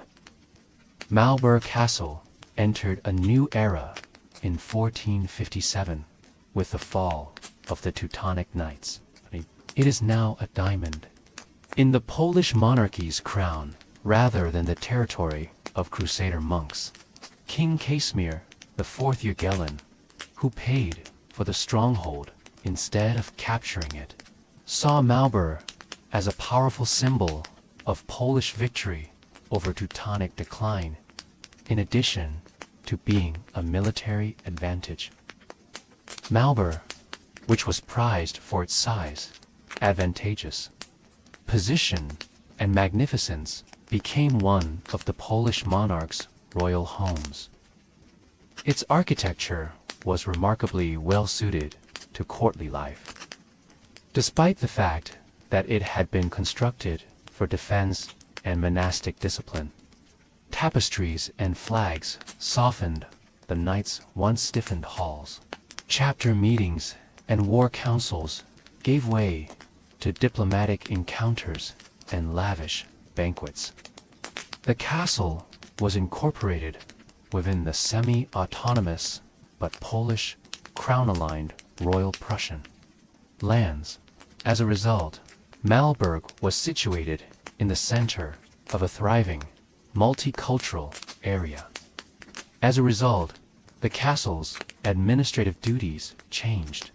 Its watchtowers kept an eye on trade routes rather than military routes, and its soldiers were replaced by treasuries. Malbork was selectively renovated during Polish occupation in order to adapt to the evolving nature of battle, especially the growing threat posed by gunpowder. New wings and defensive elements were added. The earlier Gothic buildings were incorporated with cannon platforms and bastions, fusing Renaissance practicality with medieval architecture. Malberg's function as a royal residence was ceremonial and seasonal, despite its importance. The Polish monarchs kept their main court at Kiev or Warsaw, with occasional trips to Malberg to supervise Prussian affairs or receive dignitaries. As a reminder of Poland's victory over the Order and its growing power in the Baltic region, the castle came to represent unity and victory. Malbork continued to be a vital stronghold in the defense of northern Poland, despite its diminished military importance. It was respected, maintained, and garrisoned. But there was no longer any fear of it. Silent, enduring, and waiting, the deep moats and solid walls remained beneath the banners and elegant robes. The days of tranquility at the castle would not continue long, even though the kings had arrived. Malberg Castle was once more caught in the crosswinds of conflict by the early 17th century. This time, it is a sought-after treasure on the Northern European geopolitical chessboard, rather than a sign of growing dominance. The castle would be put to the test during the Swedish-Polish Wars, which were a part of a larger conflict for control of the Baltic Sea. Under the aspirational rulers, Gustavus Adolphus, Kos, and Gustav, a new Sweden attempted to establish dominion over the Baltic coast, known as the Dominium Maris Baltici. Poland stood in the way with its decentralized, yet vast commonwealth, religious differences, dynastic rivalry, and the struggle for regional dominance were the main causes of the protracted and acrimonious battles between the two countries. Royal Prussia was invaded by the Swedes in 1626. Their well-trained, updated army moved swiftly forward, seizing important ports and cities. Malberg became a key target because of its fortified walls and advantageous location alongside the Noget River. The castle was reinforced, but it was no longer the impregnable stronghold that it had been during the Teutonic Knights era. Even the strongest Gothic fortifications might be destroyed by cannon fire, which was now more accurate and potent than ever. Malberg eventually collapsed in 1656 during the apocalyptic time known as the Deluge in Poland. This time, Swedish troops surrendered and entered the stronghold instead of being besieged. Due to its lack of personnel, and inadequate supplies, the fortress was unable to sustain a protracted attack. Without a spectacular battle, Malber changed hands once more, but the impact was just as great. The castle was partially damaged and looted during the Swedish occupation. Archives, riches, and priceless artifacts were transported to Stockholm. The sound of foreign boots reverberated through the once holy corridors of faith and diplomacy. This was more than simply a territorial setback for the Polish-Lithuanian Commonwealth. It had significant metaphorical meaning. For 2 centuries, Malbork has stood as a testament to Polish might. It was now yet another victim of a besieged nation. The castle was occupied by the Swedes for a number of years until Poland eventually reclaimed it as part of its expensive but successful recapture. However, the harm was already done. Malbork has become an occupied stronghold, with its scars evident in broken walls and deserted chapels. Its function as a royal seat is eroding. Malbork had survived the return of war, albeit not without suffering some setbacks. Once the center of a military monastic state, and then a splendid representation of Polish kingship, Malbork Castle had fallen into calm obscurity by the 18th century. Around it, the political landscape was collapsing, weakened by internal conflict and outside intervention. The Polish-Lithuanian Commonwealth saw its last split in 1795 and vanished completely from the map. Malbork was included into the growing Prussian kingdom, much like the rest of the region. The strategic significance of the castle had virtually disappeared under Prussian control. Medieval strongholds have become mostly obsolete due to gunpowder warfare. Malbork has lost its status as a royal residence and a representation of victory. It was a big old building that was too awkward to update and too costly to maintain. Its great halls and echoing chambers were put to new, banal purposes by the Prussian government. Once a place of prayer for Teutonic knights, the chapel was converted into a storehouse. Barracks replaced the refectories to create space for storage and military supplies. Even some of the elaborate interiors were demolished. Some buildings were completely demolished and their bricks used for nearby constructions. The castle was viewed more as a practical pile of usable material than as a historic landmark.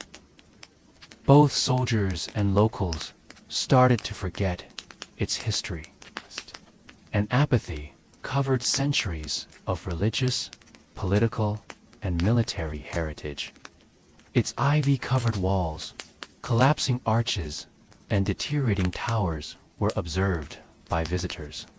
The once proud stronghold had diminished to a shadow of its former splendor, a relic too big to overlook, yet too expensive to repair. However, Malbork never completely vanished despite its fall. Every now and again, visitors from Germany and other countries came to admire its magnitude, draw its outline, and stand in awe of its lost splendor. Enchanted by medieval ruins and tales of chivalry, artists and intellectuals of the Romantic era came to view the castle as timeless, a frozen echo of a more glorious era, rather than as outmoded. Nevertheless, The castle continued to be mostly abandoned, no longer defended, ruled, or honored. Malbuk remained silent. Dust, shadows, and memories now filled the walls that had echoed with processions, war cries, and regal decrees. It's worn. Bricks would need to be revitalized by a new century, a surge in historical romanticism, and a growing interest in national identity. The long silence of Malbuk Castle was finally disturbed in the 19th century. A fresh respect for the medieval past accompanied the rise of nationalism in Europe. Ruins turned into artifacts. Once forgotten strongholds became symbols of cultural pride. The Germans are currently looking for a single identity. Malborg, also known as Marienburg, became a representation of Teutonic power and idealized knighthood. Prussian architects and historians spearheaded the restoration effort in the 1800s, seeing in the crumbling bricks not just a building, but a narrative. Extensive research was done. Gothic themes were meticulously reworked, though frequently with a dash of 19th century artistic license. Sections were meticulously restored in accordance with medieval styles. It wasn't always a historically accurate method. Although there were some romanticized rather than real aspects, there was a strong sense of renewal. Malborg was designated as a German Empire national monument. It was portrayed as the birthplace of Teutonic splendor in textbooks, operas, and paintings. Its enormous rooms hosted events and hosted visits from German rulers. It was more than a castle now. It was a potent icon that combined architecture, myth, and legacy. But the tides of history would turn once more. The area was disputed following World War I. It changed following World War II. Malbuk was heavily bombarded in 1945 when Soviet forces moved into East Prussia. Interiors were destroyed by fires and walls collapsed. The castle was destroyed in ruins and was at battle once more. Malbuk's identity changed again after the war when it was incorporated into a rebuilt Poland. It was reclaimed as a piece of Polish history, not for conquest, but for preservation, and was no longer a symbol of German pride. Another significant repair was carried out by the Polish government after the war. This time, historical accuracy and cultural inclusivity are the goals. It was reconstructed brick by brick as a symbol of tenacity, rather than as a stronghold of conflict. Malbork Castle, a UNESCO World Heritage Site and a reminder of almost 8 centuries of European history, is currently the biggest brick fortification in the world. Its courtyards are visited by tourists. Its layers are studied by historians. Once marred by politics and siege, its walls today reverberate with the shouts of schoolchildren and the silent wonder of tourists. Malbork has stopped defending, it recalls. The United States was a young country with restless aspirations at the beginning of the 19th century. Cities in the East were expanding. For many Americans, however, the true promise was found in the wide, wild West, beyond the Appalachian Mountains. It was more than just a personal inclination to grow. It was encased in the manifest destiny national ideology, the conviction that, regardless of obstacles or opponents, Americans were meant to colonize the Pacific and Atlantic by providence or purpose. A small group of courageous homesteaders quickly grew into a large-scale movement. Thousands of families traveled into the frontier by wagon, horseback, and foot. Lured by the prospect of inexpensive land, new opportunities, and a way out of debt, poverty, or crowded cities. Fertile soil, liberty, and ownership were promised by land grants, homesteading regulations, and uplifting newspaper editorials. Everyone is awaiting the brave to step forward. The trek west, however, was not for the weak of heart. Pioneers had to endure arduous travel for weeks or even months. The Oregon, Santa Fe, and California trails, among others, became vital routes through plains, rivers, and mountains. Wagons were used for both temporary housing and transportation, and supplies were crammed into them. There were dangers everywhere. Disease, animal assaults, damaged axles, and river crossings might all happen at any time. Nevertheless, the allure of the West persisted. Many saw the goal of securing a portion of the frontier as more than just a means of acquiring territory. It was an attempt at reimagining. It is possible for a poor tenant farmer to acquire land. A new one could be started by an immigrant without any inheritance. On the frontier, there was simply undeveloped terrain and the determination to control it. No neighbors to impress or aristocracy to negotiate. Contradictions also existed on the frontier. In exchange for the promise of independence, indigenous peoples had to leave their lands, which were reclassified as wilderness. Opportunity was available, but only to those who were lucky or strong enough to live. Nevertheless, the American identity was entwined with the myth of the frontier, of tough people overcoming the unknown. Furthermore, life on the frontier was more than just a fantasy for those early pioneers. One wooden wheel, one river, 1 mile at a time. It was a chance. The real work started as soon as the trip west was finished, assuming it was finished at all. Settlers, with prefabricated houses and fields, were not welcomed on the American frontier. All it provided was time, weather, soil, and trees.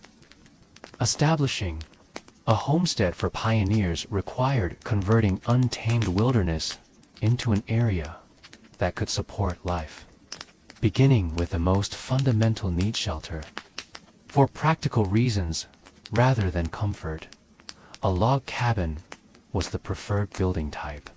There were many trees and few tools. With just an axe, a cart full of provisions, and unwavering willpower, a family may reach their selected plot. They cleared the land first. Next came the notching and stacking of logs that were fastened with mud and moss and fitted without nails. Thatched grass or split wood were frequently used for roofs. Windows were an uncommon luxury. If they existed, they were tiny and frequently had greasy paper coverings rather than glass. Life was brutal, yet purposeful inside. Whole families, often numbering 12 or more, were sheltered in one-room cottages. There was almost no privacy. Open hearths were used for cooking, and smoke frequently filled the small area. Straw put into textile sacks could be used as bedding. The furniture was handmade and rough-hewn. Everything had a purpose. Only survival was possible. There was no space for ornamentation. Nevertheless, life started to take shape despite these challenging circumstances. They reared small livestock and established gardens. Kids collected firewood and collected water from neighboring streams. Women spun cloth, cooked, preserved food, and cared for the sick. Men constructed fences, hunted, trapped, and protected the homestead when needed. Planting, harvesting, cutting wood, and conserving food for the winter were all new tasks that came with each season. Seldom did they rest. There were very few neighbors. However, they were extremely helpful when they were present, whether it was building barns together, assisting one another during childbirth, or getting together for periodic harvests. Frontier families frequently worked together. Independence was essential for survival, but so was a tenuous network of mutual support. Nature was both benefactor and enemy on the American frontier. The country promised much, but it gave nothing away for free. Sweat, talent, and perseverance were required to earn every meal, every warm fire, and every drop of clean water. There were no stocked pantries, no marketplaces, and no electricity. Just that which could be hunted, gathered, raised, or maintained. Food wasn't a convenience, it was a daily worry. Many households relied on flour imported from the East, dried beans, salted meat, and hardtack in the early months of settlement. Despite being necessary, these supplies quickly ran out. In the long run, self-sufficiency was the answer. When the ground thawed, gardens were planted. Squash, potatoes, corn, and beans were staples. Herbs were cultivated for their flavor and medicinal properties. Nothing was wasted. Hunger, or worse, could result from a single poor harvest. The wilderness provided the meat. Deer, rabbits, wild turkeys, and occasionally greater animals like bison were hunted by men and older youths. Smaller animals were placed in traps. Crucial protein was obtained from fishing in neighboring creeks, particularly in the warmer months. Each kill was a triumph. Each successful forage represents a minor victory over uncertainty. But there was a risk associated with nature's gifts. In a terrible season, starvation was never far away, and the land was also inhabited by bears, wolves, and mountain lions. The ability to preserve food for the winter could make the difference between disaster and comfort. Meat, vegetables, and fruits were kept edible during the cold months by use of smokehouses, root vendors, and drying racks. Women pickled anything that would fit in a barrel, cured pigs with salt, and boiled jars of jam. By October, the firewood was piled high.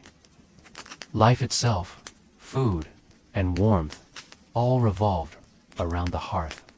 The weather was erratic and frequently harsh. Crop flooding could result from torrential rainfall. Families could be separated by blizzards for weeks. They were demolished by tornadoes. When the water froze or deteriorated, the illness spread quickly. Only forethought, good fortune, and perseverance were available. There were no safety nets. Few pioneers actually lived in complete solitude, despite the perception of frontier life as being harsh and lonely. One cabin could be the first step toward survival. Dispersed homesteads, however, developed into something more over time. Communities united by the common task of taming the land, necessity, and trust. Families on the frontier depended on one another in the absence of official institutions. Quilting bees, log rollings, barn raisings, and harvests were more than just tasks. They were social gatherings. A structure may be raised in a day by a dozen guys. From a great distance, women would provide news, cook, and look after the children. Stronger ties than fences were formed throughout these times. They worked together to survive. News was spread by word of mouth in the absence of newspapers, telegraphs, or town criers. Stories from hundreds of kilometers distant can be brought by a passing trader or a guest from a local community. Political shifts, war rumors, sightings of indigenous tribes, or warnings of an impending hard winter. Like wildfire, such information spread from cabin to cabin. Whenever a household got a letter, it was frequently read out loud to friends and neighbors several times, serving as a communal window into the outside world. Religion served as a unifying factor. Kata, often referred to as circuit riders, itinerant preachers, traveled great distances, preaching in open fields, barns, or huts. To attend a Sunday service, families would trek for hours on end, transforming it into a full-day celebration of friendship, song, and prayer. In a society where the rule of law was still developing, faith offered solace and moral guidance. Although rare education was prized, when there were enough kids in the area, families might decide to construct a one-room schoolhouse. A Bible, a slate, and whatever few books were available may be used by an older child or young lady to educate. In the midst of the difficulties, community activities like spelling bees and holiday get-togethers provided a rare sense of happiness and normalcy. There was more to frontier life than just battling the elements. It was also a clash of territorial claims, civilizations, and peoples. Westward migration brought settlers into areas that Native American tribes had long occupied. The promise of the land was important to the pioneers. It was home to indigenous peoples. As a result, conflict and coexistence were balanced in a difficult and frequently violent way. Some interactions were amicable. Along the main roads, trade was prevalent. Furs, food, and native expertise were traded for metal tools, clothing, or weaponry by settlers. Native guides occasionally alerted families to impending storms or assisted them in navigating uncharted territory. Across the cultural gap, there were quiet moments of understanding shared meals, presents, and true friendship. However, these were brittle moments that would be strained to their breaking point by the pressure of expansion. Tensions over resources and land increase with the number of homesteads. Unaware of, or unconcerned with, the reality that these areas were intricately linked to the spiritual, economic, and ancestral lives of Aboriginal tribes. Settlers destroyed trees, redirected water, and hunted game. After being signed, treaties were later breached. They made promises and then broke them. Consequently, animosity increased. There were raids on both sides. Some settlers were afraid about nighttime raids. Houses were reinforced. Rifles stayed near. Youngsters are instructed to remain silent and concealed. Whether they were accurate or fabricated, reports of violence spread quickly and fueled anxiety.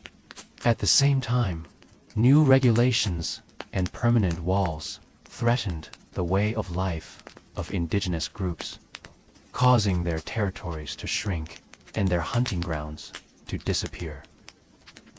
Entire wars sprang out.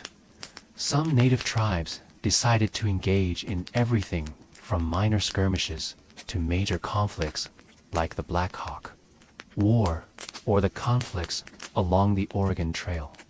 Others moved further west or attempted diplomacy, but eventually ran into additional settlers. There was no easy answer. However, there were still instances of cooperation throughout the war. Some Native Americans converted to Christianity, married into families, or worked side by side with whites. Some settlers used herbal remedies, winter survival skills, or traditional farming practices. There were hazy boundaries on the frontier. Peace and war are not necessarily the same. Grit, courage, and perseverance were frequently credited with enabling survival on the American frontier. And no one more subtly and fully exhibited these qualities than the wilderness women. Although men are frequently portrayed in frontier stories as trailblazers or wolves, women's hard work, cunning, and perseverance were what kept frontier life intact. Women played multiple duties, frequently simultaneously, day after exhausting day. They were expected to work from sunrise until far after sunset as moms, doctors, teachers, farmers, hunters, and protectors. To start the day, a pioneer wife may make breakfast, milk the cow, and light the fire. She then picked herbs, cared to children, repaired clothes, churned butter, and kept up the garden. She had no official training and frequently had no assistance. Yet in emergency situations, she delivered infants, bandaged wounds, and sat next to the dying. Women were not, however, restricted to the house. Many helped build cabins, cut wood, or worked in the fields next to their husbands. Some went hunting for small game. During the westward trek, others operated wagons, handling oxen and negotiating difficult terrain while men were absent or injured.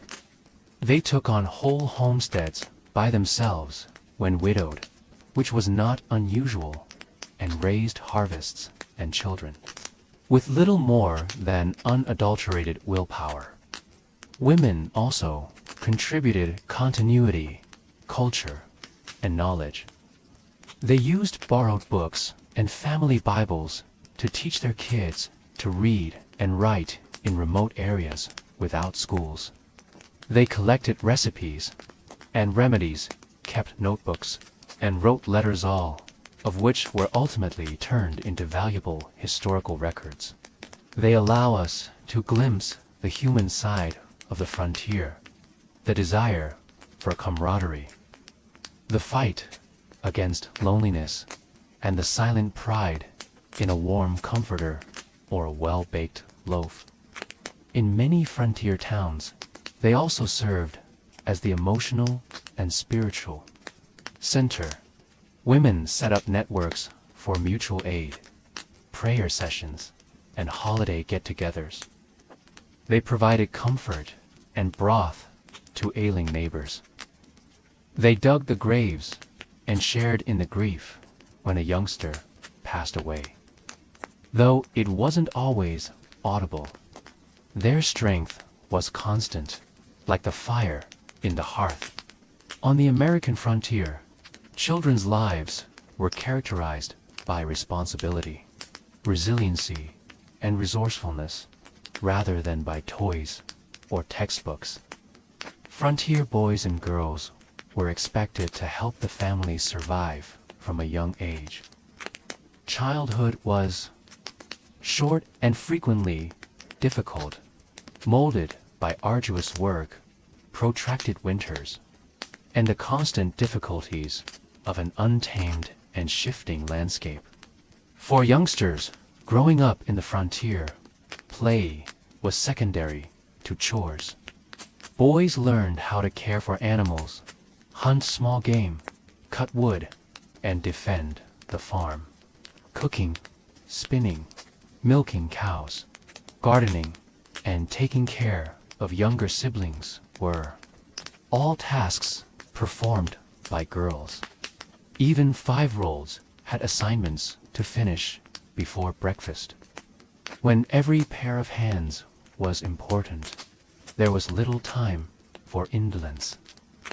However, there were some positive aspects to growing up on the frontier.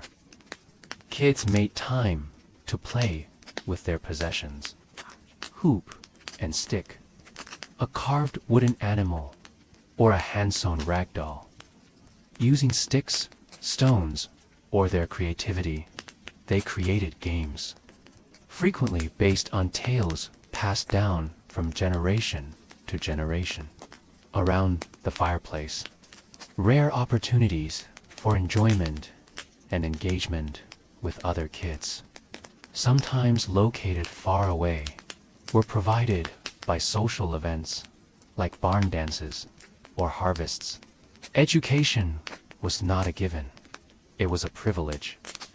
There were no schools at all in many areas.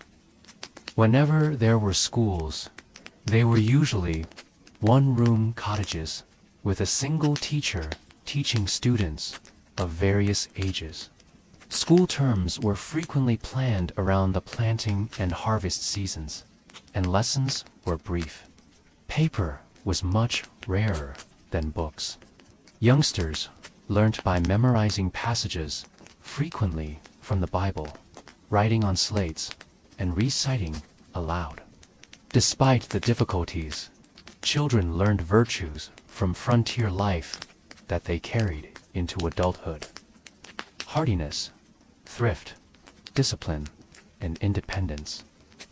Youngsters learned how to fix tools, cook, and take care of animals, not for fun, but for survival, frequently unprotected and unexplained. They saw birth, death, and the wrath of nature up close. They developed a maturity well above their years as a result of these experiences. On the American frontier, winter was more than just a season. A family's preparations were put to the test. The frontier changed after the first snowfall. Rivers froze, trees stood barren, trails disappeared, and the wind sliced through the thickest wool. Isolation lasted for weeks or even months, and the only way to survive was to rely only on the actions taken prior to the cold. The cabins were strengthened. Moss, mud, or linen were put into wall cracks. There was a pile of firewood, cords upon cords of it, for venturing outside for more may result in frostbite or worse as the snow started to fall. The home center was the hearth.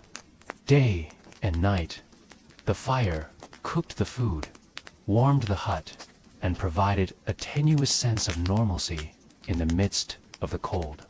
Food preservation was essential.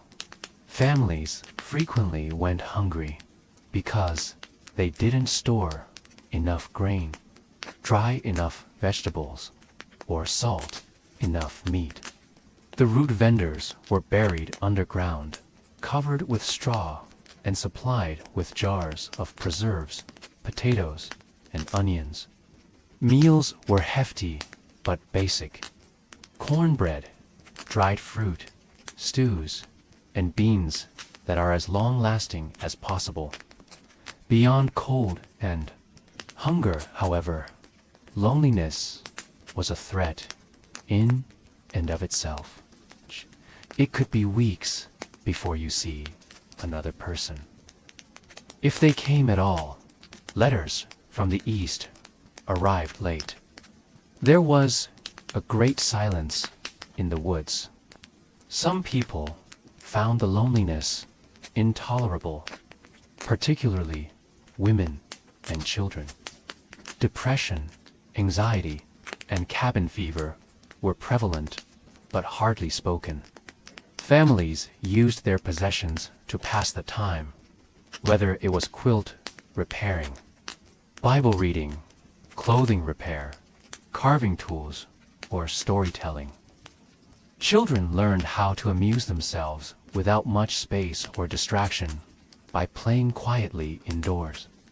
The brightness of the fires and the cellar's contents served as indicators of each day. But endurance grew, even in the coldest of conditions. Waiting for the light to rise a bit earlier, the snow to melt, and the ground to become softer under weary boots was what winter was all about. Frontier families came out of their huts, leaner but alive, as spring finally arrived with its thawing, creeks, and returning birds. The American frontier had started to wane by the late 1800s. The plains are traversed by railroads. Where there used to be only forests, towns grew, and fences and actions separated the once vast wilderness. However, even after the last wagon wheel creaked westward, the frontier's culture, traditions, and mythology persisted. The frontier was infamously declared closed by the U.S. Census of 1890. It had been claimed, mapped, and settled. Cabins turned into towns, homesteads become farms, and territories into states. Once a perilous and uncertain fringe of civilization, it was now a part of the nation's core. Nonetheless, the narrative of the frontier, molded by those who had lived through it, remained firmly ingrained in American identity. The frontier settlers left behind more than just split rail fences and log homes. They left behind a national identity based on independence, tenacity, and creativity. The American dream grew centered on the notion that one might make a living by working for themselves. Hard effort, individual liberty, and tough independence were all idealized in the frontier. Ideals that are still present in contemporary politics, society, and folklore. However, this legacy was nuanced. Native Americans suffered greatly as a result of the same expansion that gave settlers opportunities. Treaties were broken, tribes were uprooted, and cultures were destroyed or disturbed. The actual terrain was irrevocably altered. Rivers were diverted, forests were razed, and wildlife was hunted almost to extinction. The frontier's victory had unchangeable repercussions. Nevertheless, the tales persisted. The spirit of those early years was preserved through family traditions, oral history, and frontier diaries. Icons were created by pioneers. Men such as Davy Crockett and Daniel Boone. Women that embody bravery and perseverance include Laura Ingalls Wilder. Books, songs, and subsequently movies were based on their lives. The myth had significance, but the reality was frequently harsher than the fable. There are still traces of the boundary today: wagon ruts, weathered cabins, and hand-carved gravestones. The enduring spirit of promise that the frontier generated is the truest legacy. But the items are preserved in museums and historic places. The conviction that everyone could make a fresh start, overcome adversity, and leave something behind, regardless of where they came from. Good night.